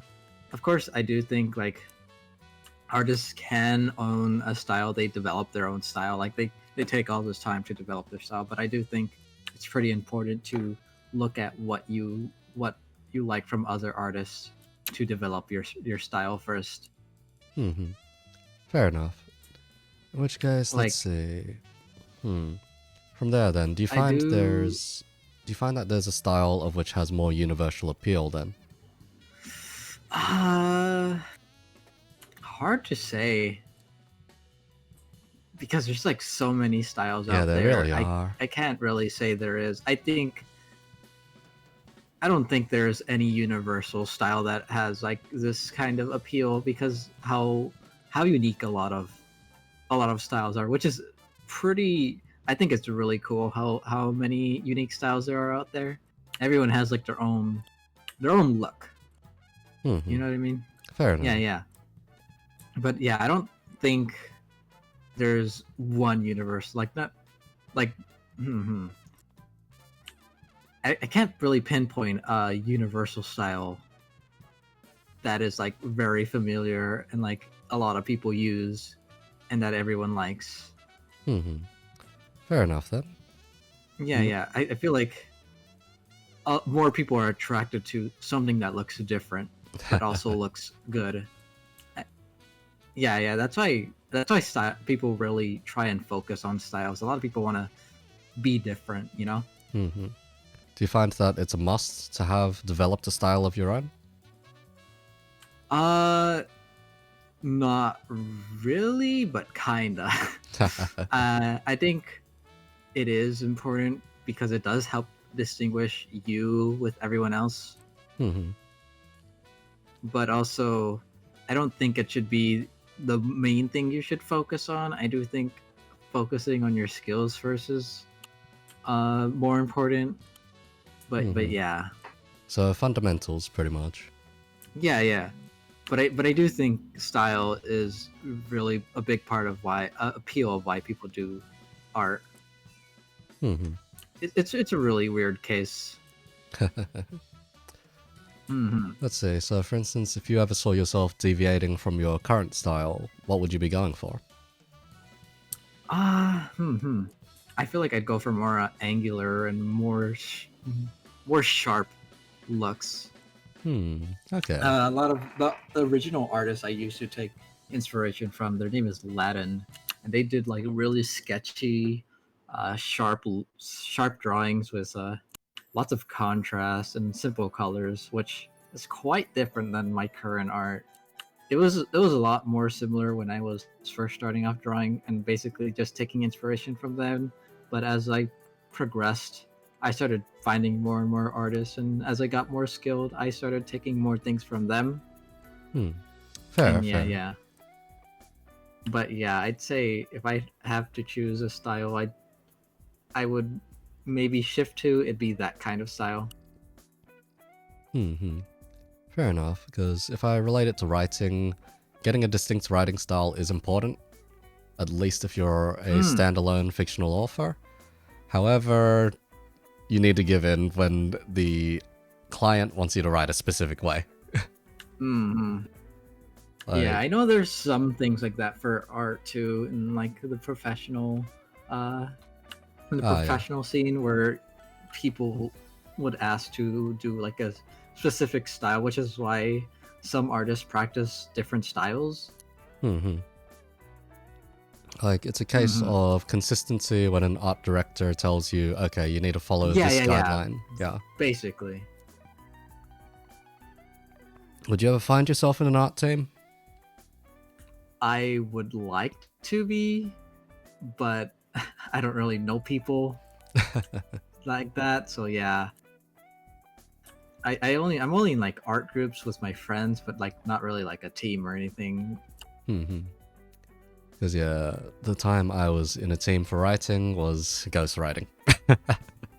And that was a case of, okay, here's your example, make sure everything you write sounds like this.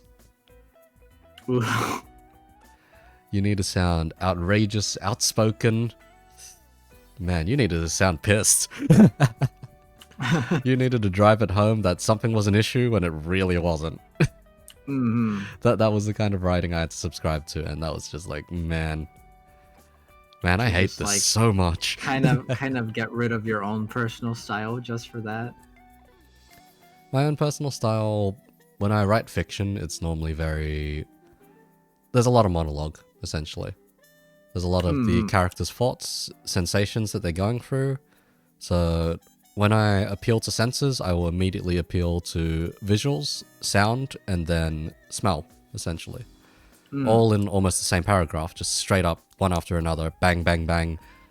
Here you go, here's the scene before you. Mm-hmm.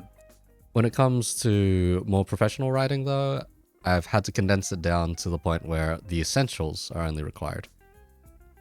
Mm. So for the game that I was working on, it was a case of every single dialogue box you had to write could be no longer than a tweet in terms of character length. Oh my. And I was just like, that is so hard against my style. That was just like, Yeah, I had to yeah. learn it That's from like scratch, very and I was limiting. like, yeah, I had to learn it so hard from scratch, and I was just like, god damn, this is, oh god, how do I condense this? Because I was writing Mm-hmm. double that length easily, and the boss man was like, we want this to appeal a bit more to lower denominator. I'm just like, Mm. god damn it, I have to get rid of more high concept stuff. And it's just like, okay, Mm-hmm. let's cut this down as much as I can. And it became very functional stuff, but still had just enough of my character in there at the very least. So my own characteristic kind of writing style, and I was like, I can live with this. And as time went along, I got more and more jobs along that line and just got used to it. So I was like, okay, if I need to write as functionally as possible, I can write as functionally as possible. Trying to appeal to the common. Because not too many people are going to enjoy reading something that's going to appeal to every single sense in a very detailed manner. Yeah. Some people just want you to get right to it. Mm-hmm. And just say, oh yeah, this is what happened and this is why it happened. Not, this is what happened, this is how it happened, and this is why it happened. Mm-hmm. Which is kind of unfortunate in some cases, but it happens. It really be like that. Can't really find a It's good... definitely it's definitely very hard to appeal to the commoner, like the common person, when you know like a lot of a specific field, Yeah. if you know what I mean. Because yeah, even myself looking through novels which got popular, I'm like, okay, I can see why these are popular. How do I replicate this? Because it is very... So if I'm to take one author, for example, and I'll probably have you do roughly the same for an artist afterwards. If I'm to take one author, for example, so Brandon Sanderson, this guy is known for having very beige, very functional prose, but it's in his character interactions and byplay, because he writes a lot of ensemble casts, or a lot of big casts with different perspectives.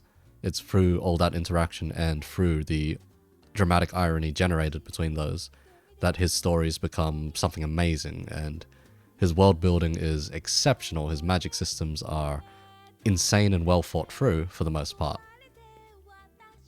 To the point where if you were to replicate it somewhere else, you could feasibly find a solution to a problem, and that's what you want to do when it comes to hard magic systems.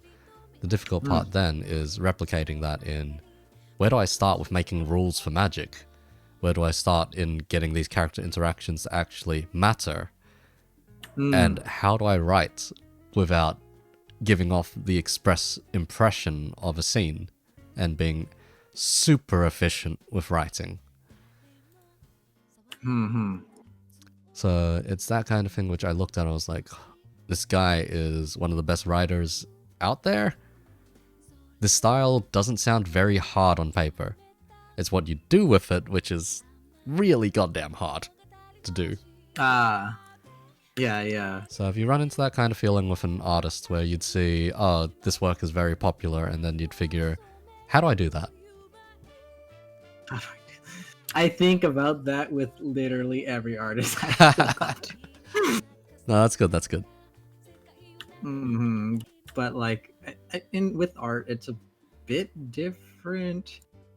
I feel, how would I explain it though?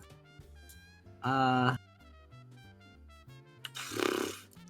not really sure how to explain it, but yeah, I'd say it's kind of different when it comes to art, because what's popular kind of just depends on what you're drawing, but also how skilled you are.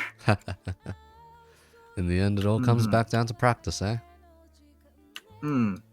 But also like, like I said, what your drawing does depend. So like maybe someone who isn't as skilled is drawing like a popular character that will get popular because said character is popular. You know what I mean? Hmm. Hmm. Fair enough. In which case, let me ask the question regarding fan art. Do you find that there's a difference between an artist which specifically goes after fan art compared to ones of which actually do original characters? There definitely is, because when it comes to an artist doing like fan art, uh, not fan art, character or like OC art, you do get a sense of what that artist likes, I guess. Like Hmm. you get to kind of know them through their art rather than the character.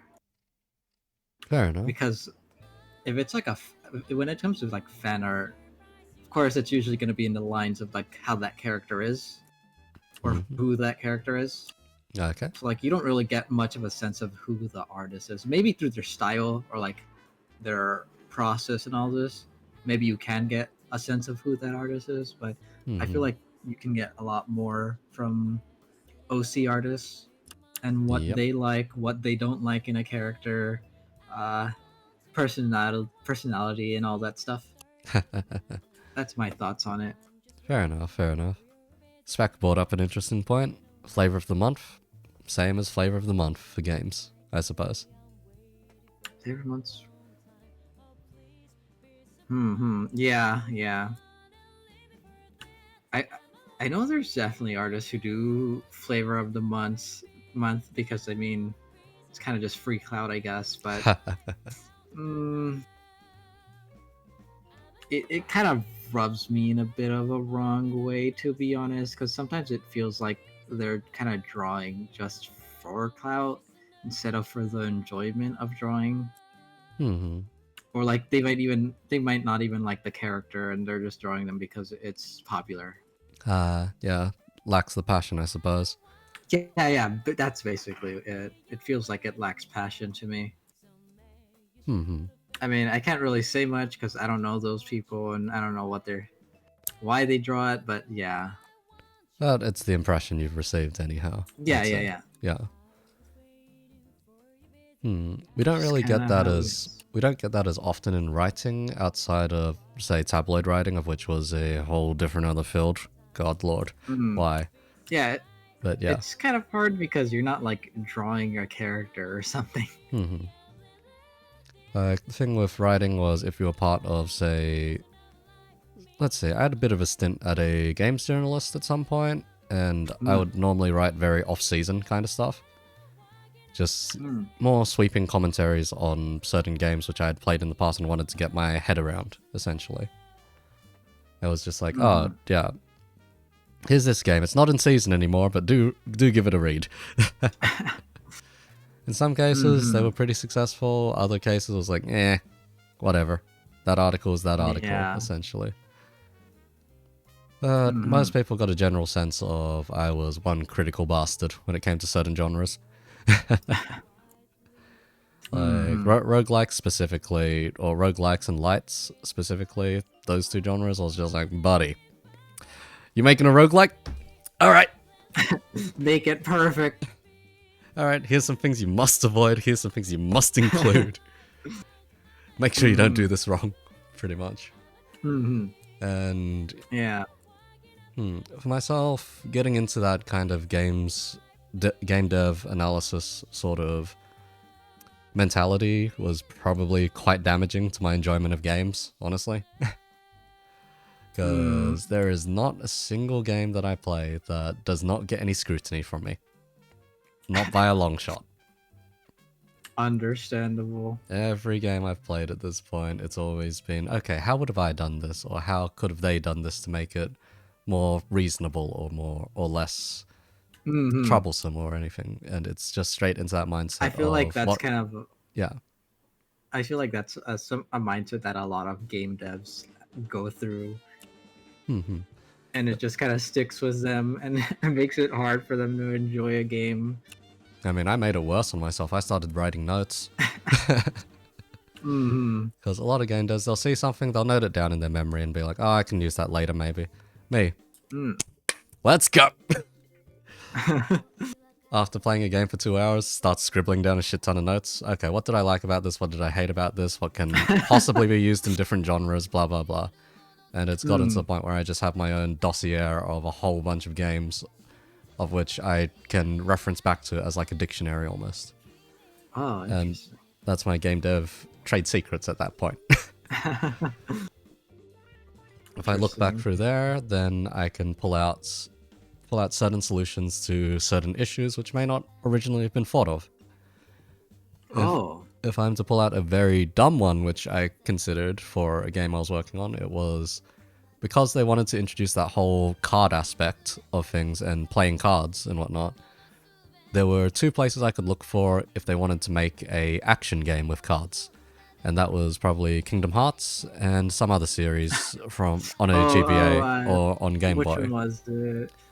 Chain of Memories. Yeah, Chain of Memories was the easiest one to look at because it was straight up, oh, if you're using cards, you use cards for combat, blah blah, and it's all it's all real time. The thing was, we weren't looking for something real time, we were looking for something very turn-based almost. Because we wanted cards to play off each other with very distinct synergy and long-running kind of effects. So, unfortunately, that doesn't quite gel too well with straight-up action combat, of which is what we were making. But the boss really wanted to introduce this element in, because it was one of the things he originally planned. So I was like, okay, where else have I seen the ability to compromise between real-time action and strategic planning? Aha, okay, Dragon Age series, and from there you can do a tactical pause, assign commands to a bunch of your party members, and then allow them to execute all of those at once in a sort of quasi kind of RTS fashion. So I immediately thought, okay, what happens if we try using the tactical pause? And immediately right away, boss was like, that might work. Holy shit, that might work. So they got around to programming it and seeing how functional it would be, and it was just pause, play a bunch of cards, and then resume, and it was like, holy shit, this works. That's actually a very interesting philosophy when it comes to playing games and like being a game dev and figuring out solutions and problems and stuff like that. And then That's the other a very thing, interesting way. another weird one we found was, because it was the card style game and because we needed to track counters and like status debuffs or buffs and whatnot as well, we had to figure, okay, what's the cleanest way to read these without becoming like excessive on the UI or UX? And it was like, okay, what if we have simple icons while people are in the middle of the action, but the moment we hit, but let's go back to that tactical pause and add extra elements to it. So the moment you tactical pause, it expands out and you can see the debuffs and statuses as well.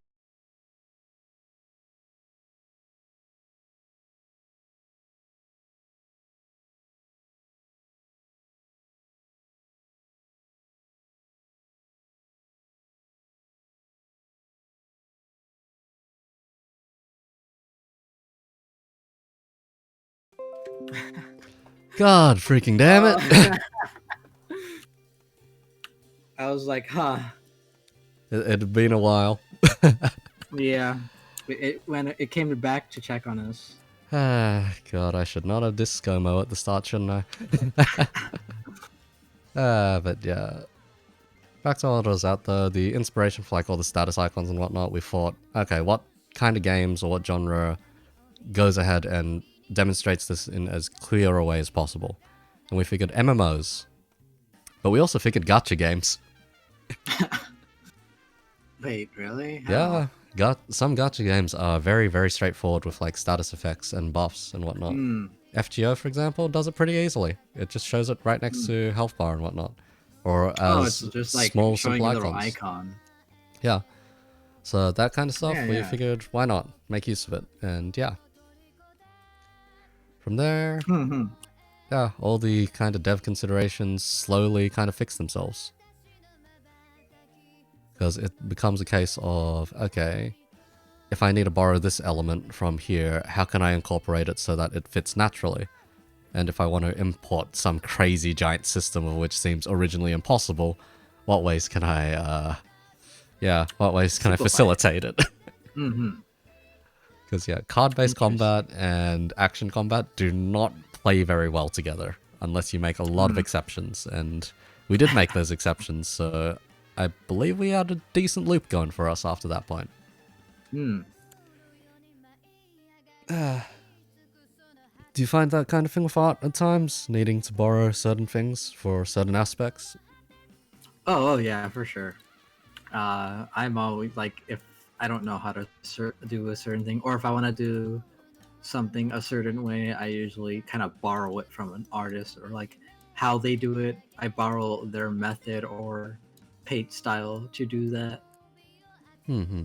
I think it's pretty common In when it art? comes to yeah. Hmm. Okay, let's see. Let's take a look at your more recent works for a second here. And see if I can't derive something from it quickly. Hmm.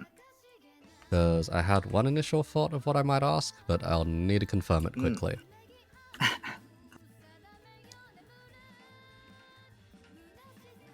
Because yeah, it's the case of you draw a lot of stuff that's on the more modern side, and I don't often see you draw fantastical stuff, I suppose. Hmm. Yeah. Fantastical, or say Lolita or Victorian, kind of fancy, overblown kind of stuff. Yeah, I prefer more kind of like slice of life, simple stuff. Yeah, it does show quite a bit. Yeah. I like kind of down to earth feels. So say for instance if you were to go complete opposite direction and try say Gothic Lolita or any of that kind of extremely fancy, frilly, ridiculously complex fashion kind of stuff, how would you go about it?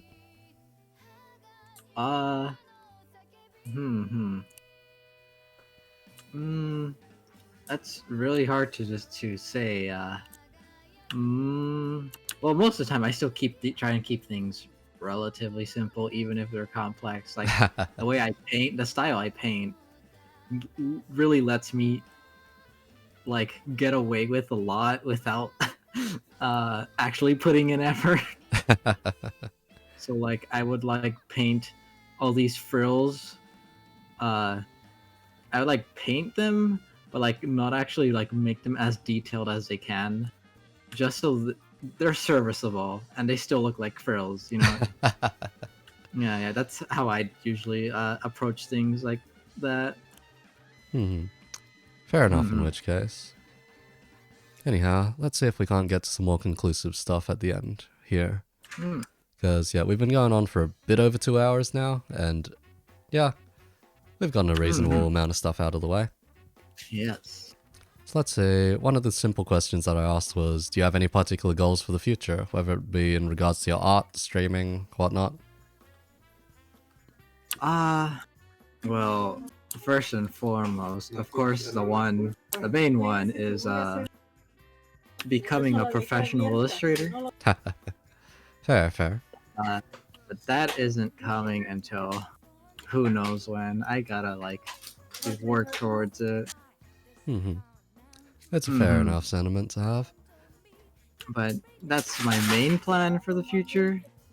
As for streaming, I'm still gonna be to streaming, but I don't know how long I'd keep streaming for. I don't know. I'm still pretty young, so like I don't really know what I'm doing. Fair enough. Let's see, do you have any... Do you have any like short-term goals, say releasing an art book or releasing anything along those lines? I really want to do commercial work. Alright. Like either make a VTuber model for someone, which I've had, but I had done, but more like make merch for people, or like make art for like big companies or something like that. I want to do commercial work.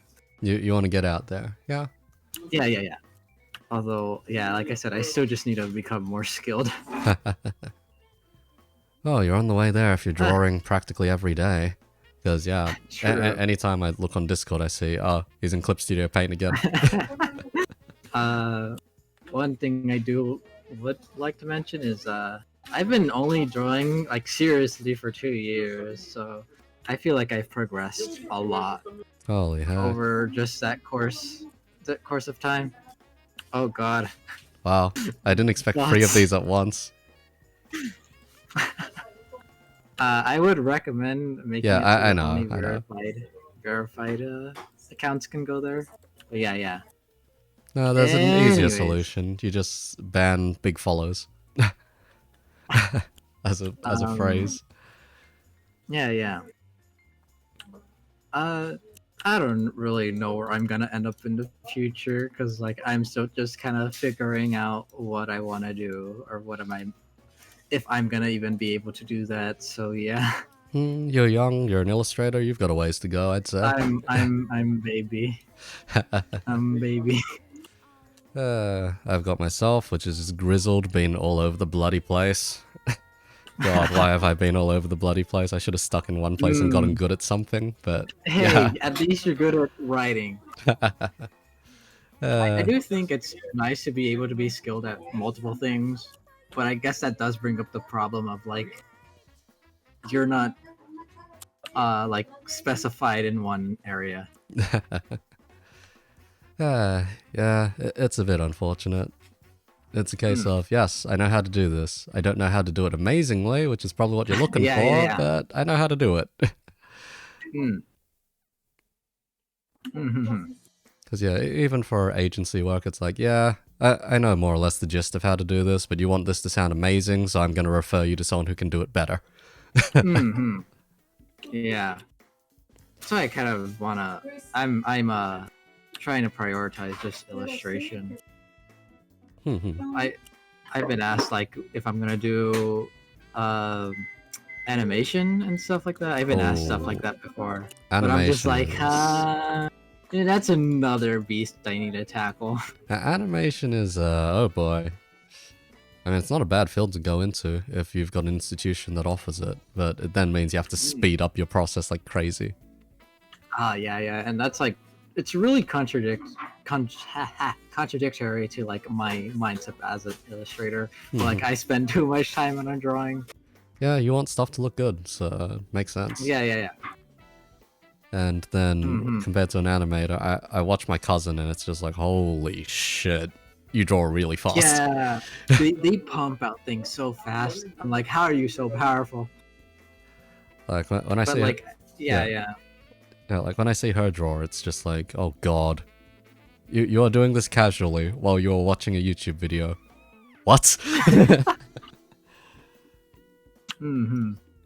Because yeah, she just has a separate tablet to her side and she just keeps doodling along. I'm just like, ooh.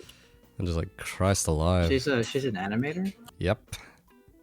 That one's an animator, and someone I'll likely have on interviews at some point, because she was one of the original 4 people that I asked to interview. Please link me to them. I'll shout them out. Why not? They're a student still. They're doing their final project, but damn, they take on a lot of work. Because she's also fairly big in the zine scene, so magazines and whatnot. Or fan magazines and whatnot, because she does go ahead and moderates a lot of them, if not contributes to a lot of them. Because, yeah, when I paid her a visit yesterday, walked in, saw the desk, I was like, this is covered in zines. What the hell? Like, it was zines and the merchandise from zines. I was just like, oh my god. You are deep in a rabbit hole. Far deeper than I expected you to be. But, damn. Yeah. The zines they're an interesting place, I will say. Because they combine both art and writing, as well as that element of community collaboration. I'd say if you can find one in your local area, give it a shot sometime, maybe. Maybe.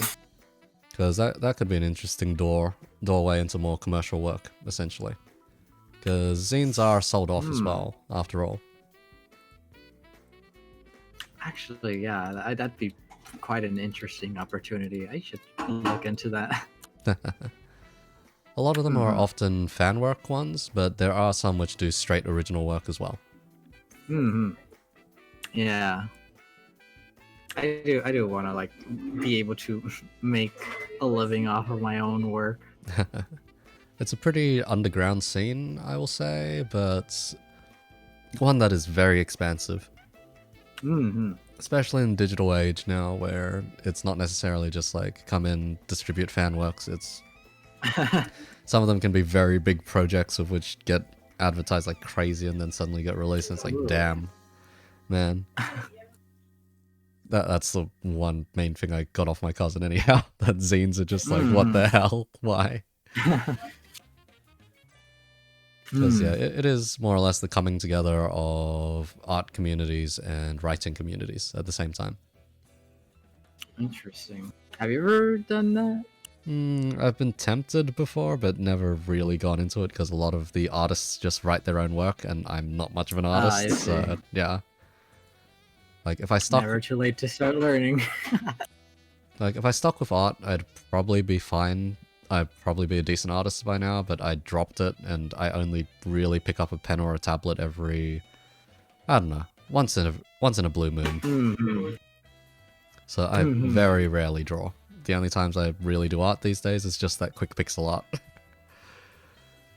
Still takes me about an hour roughly with the philosophy When it behind comes it. to art, Yeah, when it comes to art, it's like you gotta put your whole soul into it if you want yeah. to become good.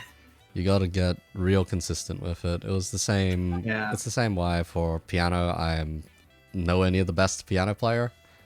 Piano is just straight my hobby, and that's it. And I only use it for stress relief. Because if I'm I feeling can't do that with art. particularly shit, then I just hop on a keyboard or a piano and just start bashing out keys. It's just like, this is cathartic as hell. Because it'd just be songs of which I'd learned years ago at this point. Like old Vocaloid stuff from almost 9-10 years ago at this point. And I'd just be like, Damn. fuck. Why do my fingers still remember how to play this? Yeah, I would have just forgotten. I'd pick it up often enough, at least like once or twice a week at this point. Like if I'm not full on trying to practice a song and try to memorize it, then yeah, I'll only really touch a piano once or twice a week. If I'm going all in on it, then yeah, every other waking hour, pretty much. And that's just a case of man, there are people so much better than me, because there's the keyword of this, or the key saying of this, of which I normally subscribe to. If you want to become a master at something, or at least an expert, You just gotta dedicate yourself to it. you need to put at least 10,000 hours in. Yeah. 10,000 hours Yeah, it really be like that. 10,000 hours is possible if you dedicate your life to it for... Yeah, basically. Like I always say, you know, if you want to be good at art, it's like you gotta pretty much give up your life for it. Like for myself, my piano hours are only in 4,000, 5,000 range, pretty much. And I've been playing the damn thing for almost 15 years now. So I've been a slacker. That makes me wonder how much hours I have in art, because I've only been drawing for like 2 years, but I've been drawing like every day since. Because to hit mastery, if you treat it like a job, it's pretty much 4 years. Once you're at the 4-year mark, having done the same thing every single day for 4 years, you are more or less at master. Yeah. And at that point, yeah, you're insane. But most people can't dedicate 24/7, or can't dedicate, 8 hours a day to their craft. If you can, you're one of the lucky ones. Yeah. Yeah. It's like a lot of the time it's also like forcing yourself to do it. Especially like in the earlier stages where like you're shit, but you want to be good, but you don't want to practice. That was me with painting, actually. Or painting miniatures, because I have a paint set for Warhammer stuff next to me, and I do paint most of my army, because it just looks cool. Like the feeling of satisfaction you get when you finish a very complex model or figure, or finish any like large number of units or whatnot. It's just like you see it all together and you're like, holy shit, that looks good. And that's part of the reason why I actually do paint my army instead of leaving it to the side to just gather dust. Yeah, But yeah, getting into painting stuff, it was, oh my god, oh Christ. That was a horrifying process of just trial and error. Of just, okay. Oh boy. It's like, okay, Space Marine, I know I'm gonna fuck you up. Bear with it, you're the test dummy for all this red paint. And eventually it got to the point where I'd end up choosing one of the most complex armies to paint, and that was the Adeptus Mechanicus, a bunch of robot boys, essentially. Oh boy. They have so many little doodads and little extra spiky, pokey bits of where it's like, oh god, I have to paint that too. You look around the model after you think you finished. Oh, I didn't paint that. Oh fuck.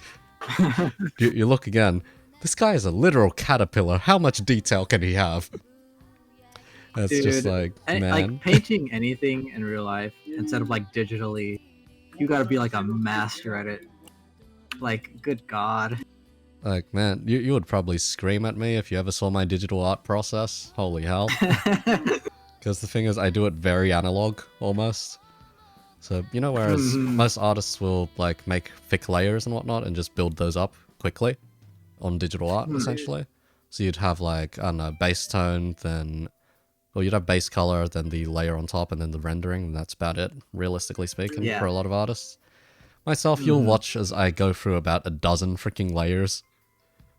Only I never create a new layer. Oh, you're that person. I will use a brush with very low opacity and just keep going over the same section over and over to build up the layer. And that's why my coloring and shading style can look very jank. It's just like, yeah, this is the reason I don't do art very often. It's because when I'm doing this... You gotta be, like, really skilled to, like, paint in just a few layers. Yeah, it's the reason why I'm just like, oh man, I don't art. I really don't art. Cause it's not for everyone. Because when I do, I have... It's a unique kind of suffering. Because when I do, I have really bad practice, essentially. Because I keep thinking, yeah, there's all these extra digital features I could be making use of. And probably most of them would actually help out a lot, you know. If you just made a mask, or if you just made certain kinds of layers and whatnot, yeah, you could color between the lines a lot more competently. you could actually create something decent. You don't even use a layer to color under the line? I have extremely bad practice, is all I will say. Yeah, it's kind of one of those things you just learn the more you do. Like, don't do it, then you won't know. Like, yeah, I am not someone for art, so I dropped it ages ago, and the only times I draw is if I've gotten to that point where... Okay, have you ever been through the procrastination spiral before? Where... I don't know. I don't really procrastinate. The procrastination spiral, it starts at, oh yeah, I have an exam or something, or an assignment that's due on this day. Yes, I know exactly. I'm doing that right now. then you start cleaning. And then once you're finished cleaning, you think, you know, maybe I could rearrange the furniture in my room. You rearrange the furniture in your room, then you sit down at your computer for a bit, then you're like, okay, I should finally open a Word document. Opens up YouTube instead. Then it's like, oh my god. That's like, hey, there's a Kitchen Nightmares video here. So you click on that, you watch Gordon Ramsay shout at some random American chef. Dude, and then you fall down. I'm just watching animal videos for like an hour, and I'm like, oh, it's already been an hour.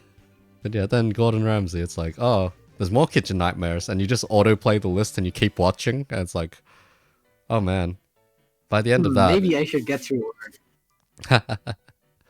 And then you see another video that piques your interest. Oh, yeah. I'll just watch this.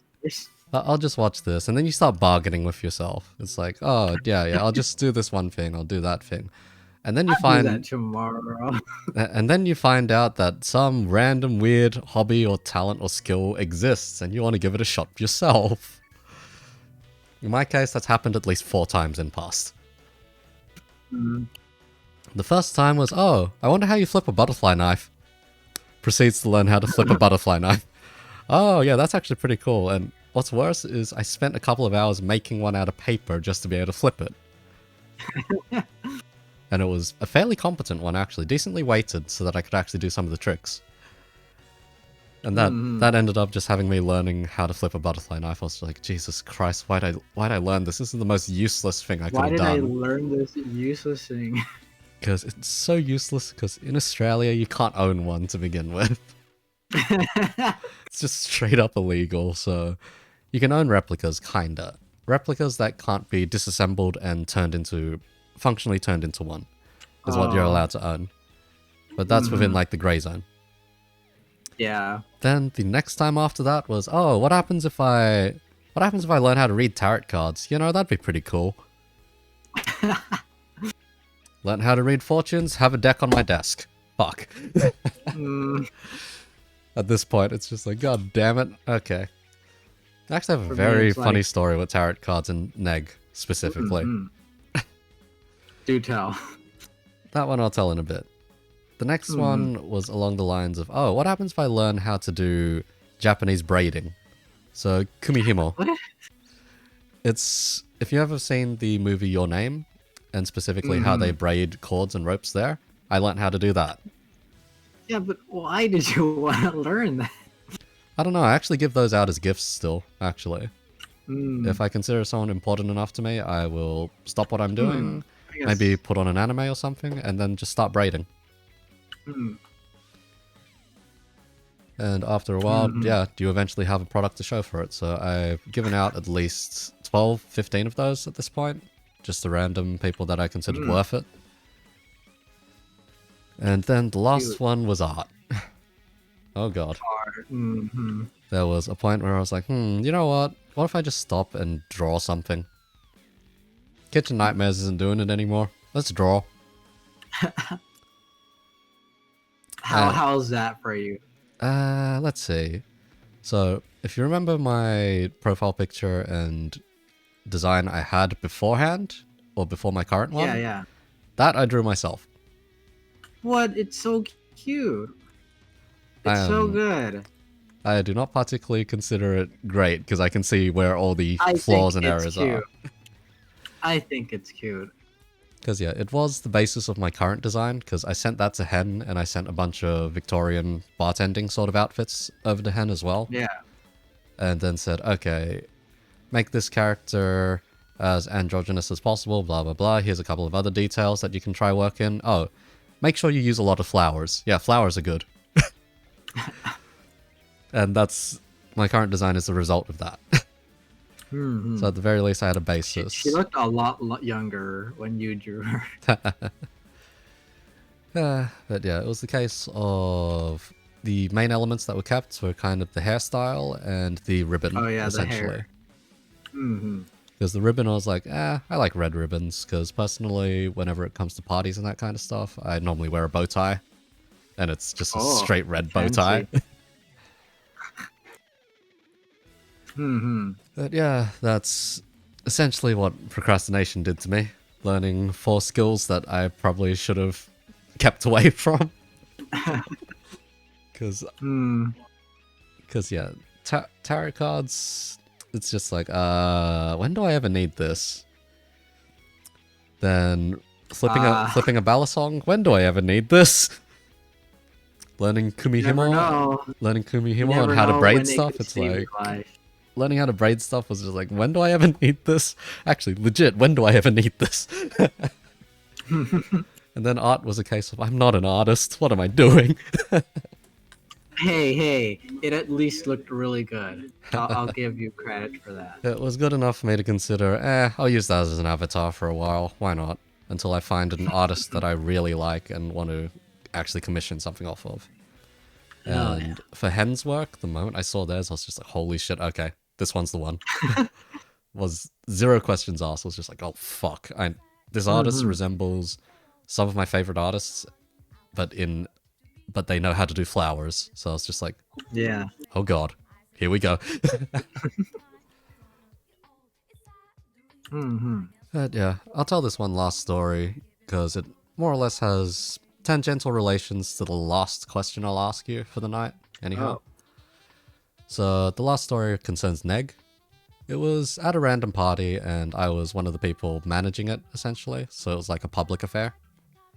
And one of the things I had to do was, it was the one time my tarot card readings came in handy. The one time. Because that was when I was doing tarot card readings at a party in a very specific area. There would be people that come past. They'd see, oh, fortune telling me. Yep, come along.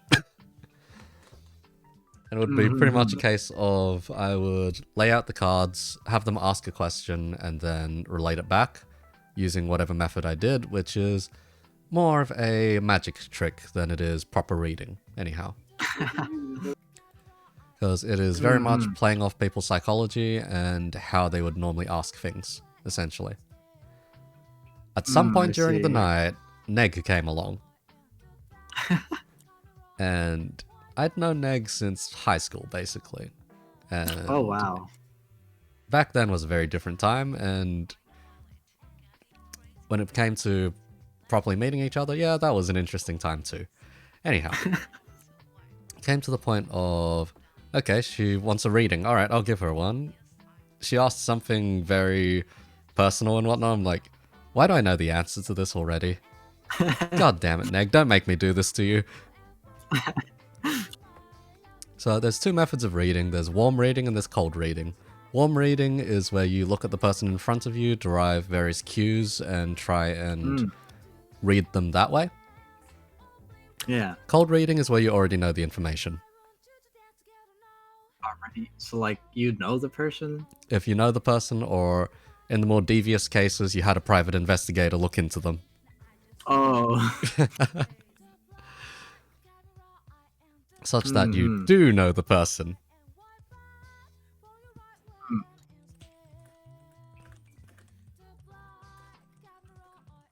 But yeah, Neg sat there for about 20-something readings.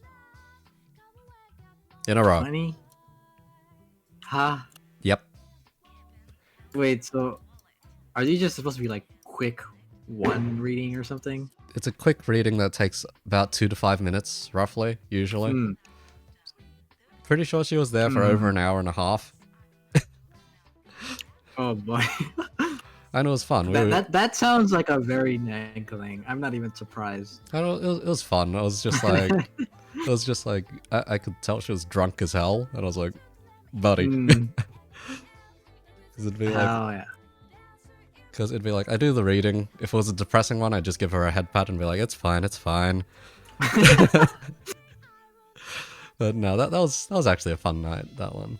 Just specifically because of how dumb that one was. But yes, speaking of drinks, final question I'll ask. Recommended drink, any drink, doesn't have to be alcoholic.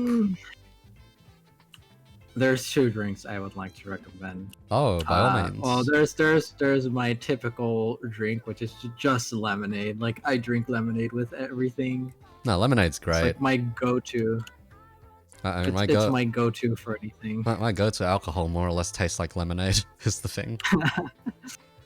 As for alcohol, I would recommend, I don't even know which one it is, because my sister bought this one a while back, but it was like this a coconut vodka, and it tasted really good. Coconut vodka? I'm usually, oh. I usually really don't like how alcohol tastes. Like, I like getting drunk and stuff like that, but I hate the taste. It's so bad. Ah, yeah, the taste is not for everyone. It's very bitter, usually.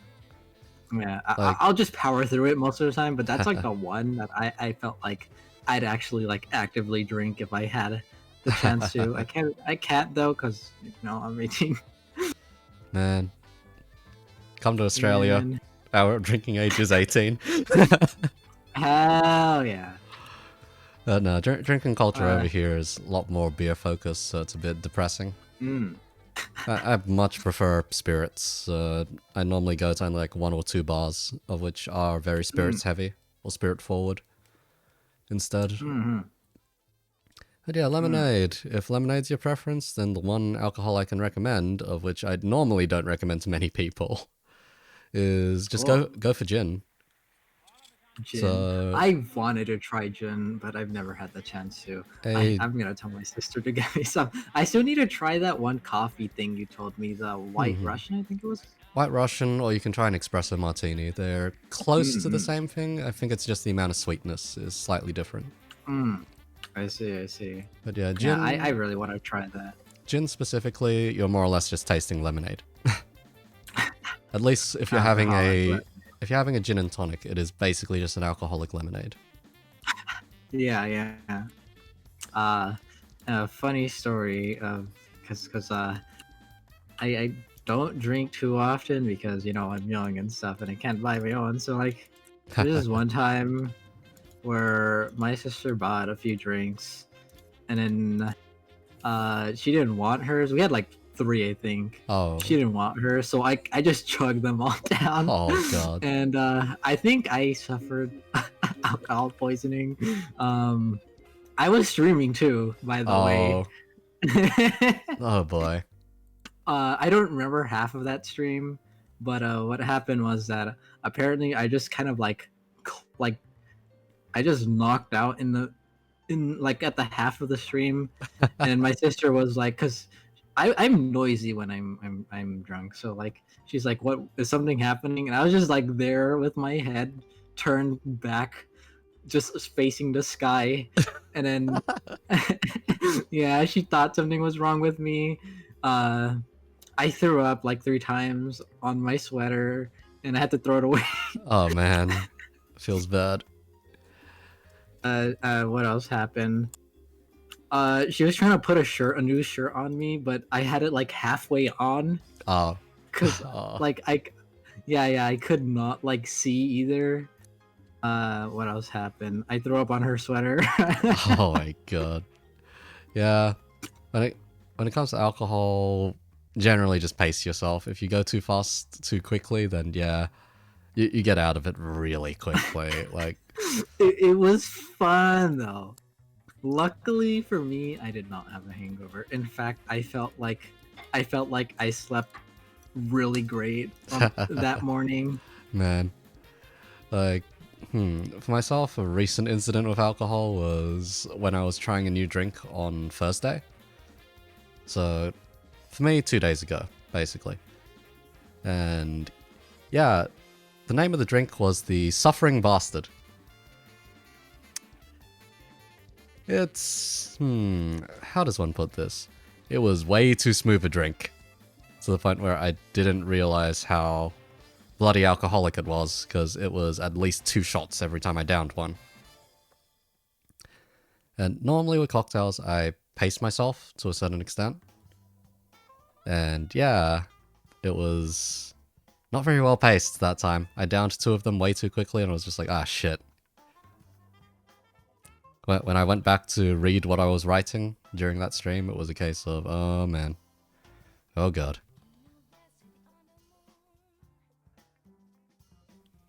Yep. Ghosty's dead.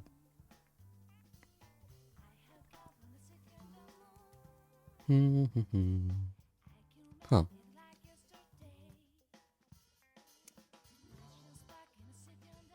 Ghosty is dead. Long live Ghosty.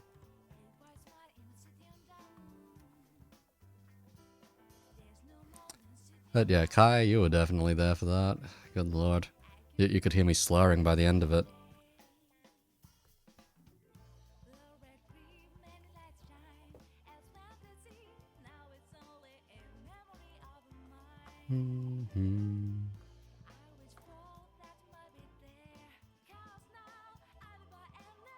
Hello.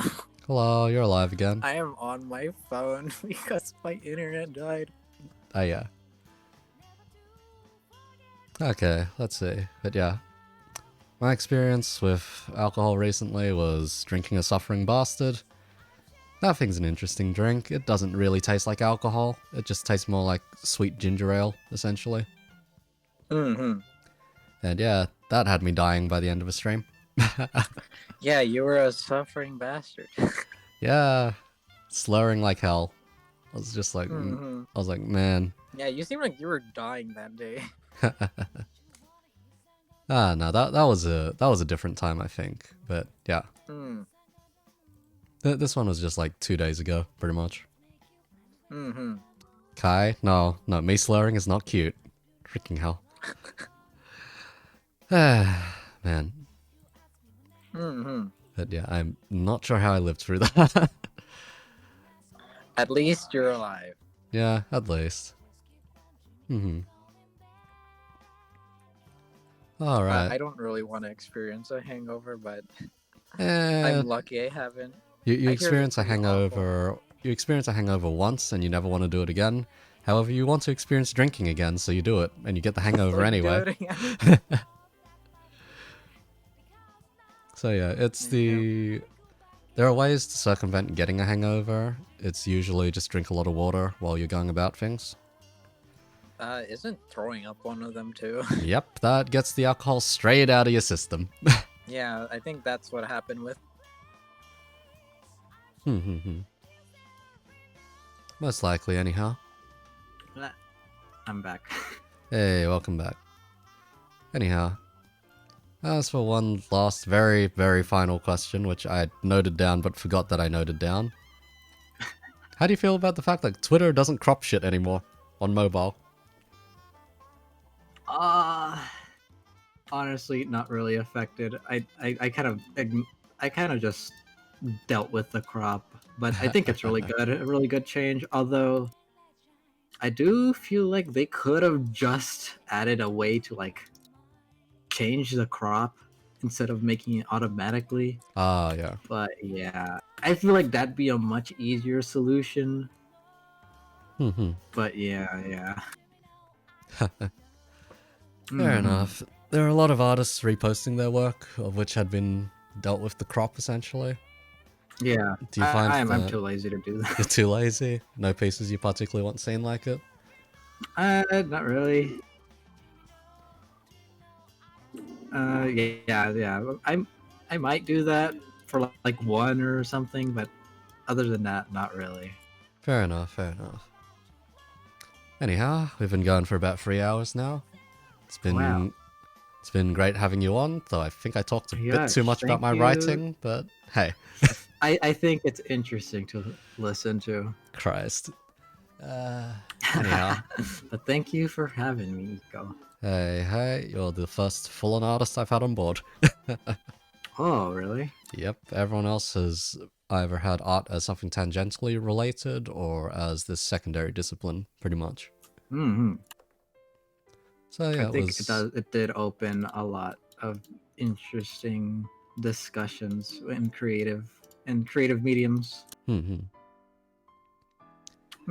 Anyhow, thanks for being on board. Let's see if I can't find someone to raid at this time of day. Yes, I'm hungry. I forgot to eat before the stream. Let's see. There's an Aussie, there's a Singaporean, a bunch of Canadians. Huh. I'll see you later, Lack Composer and Race.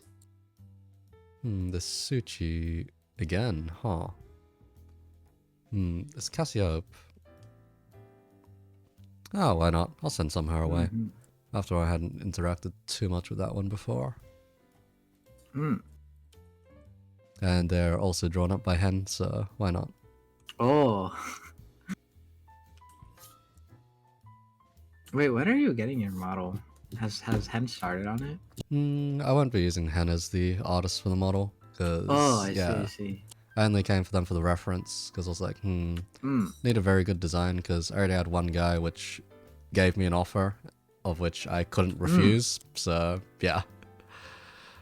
But when he gave me the offer, I was like, are you serious? He's like, yeah. And I'm just like, god damn, okay. Hell yeah. So yeah, I'll send you guys off to a sibling, I suppose. Design sibling so far, anyhow. Good night, everyone. Alright, I'll send you guys off in 5, 4, 3, 2, and 1. Thanks for swinging by. Yes, I'm gonna go eat. Thank you again, Eco. I will see you around. Eco around. Haha, goodbye.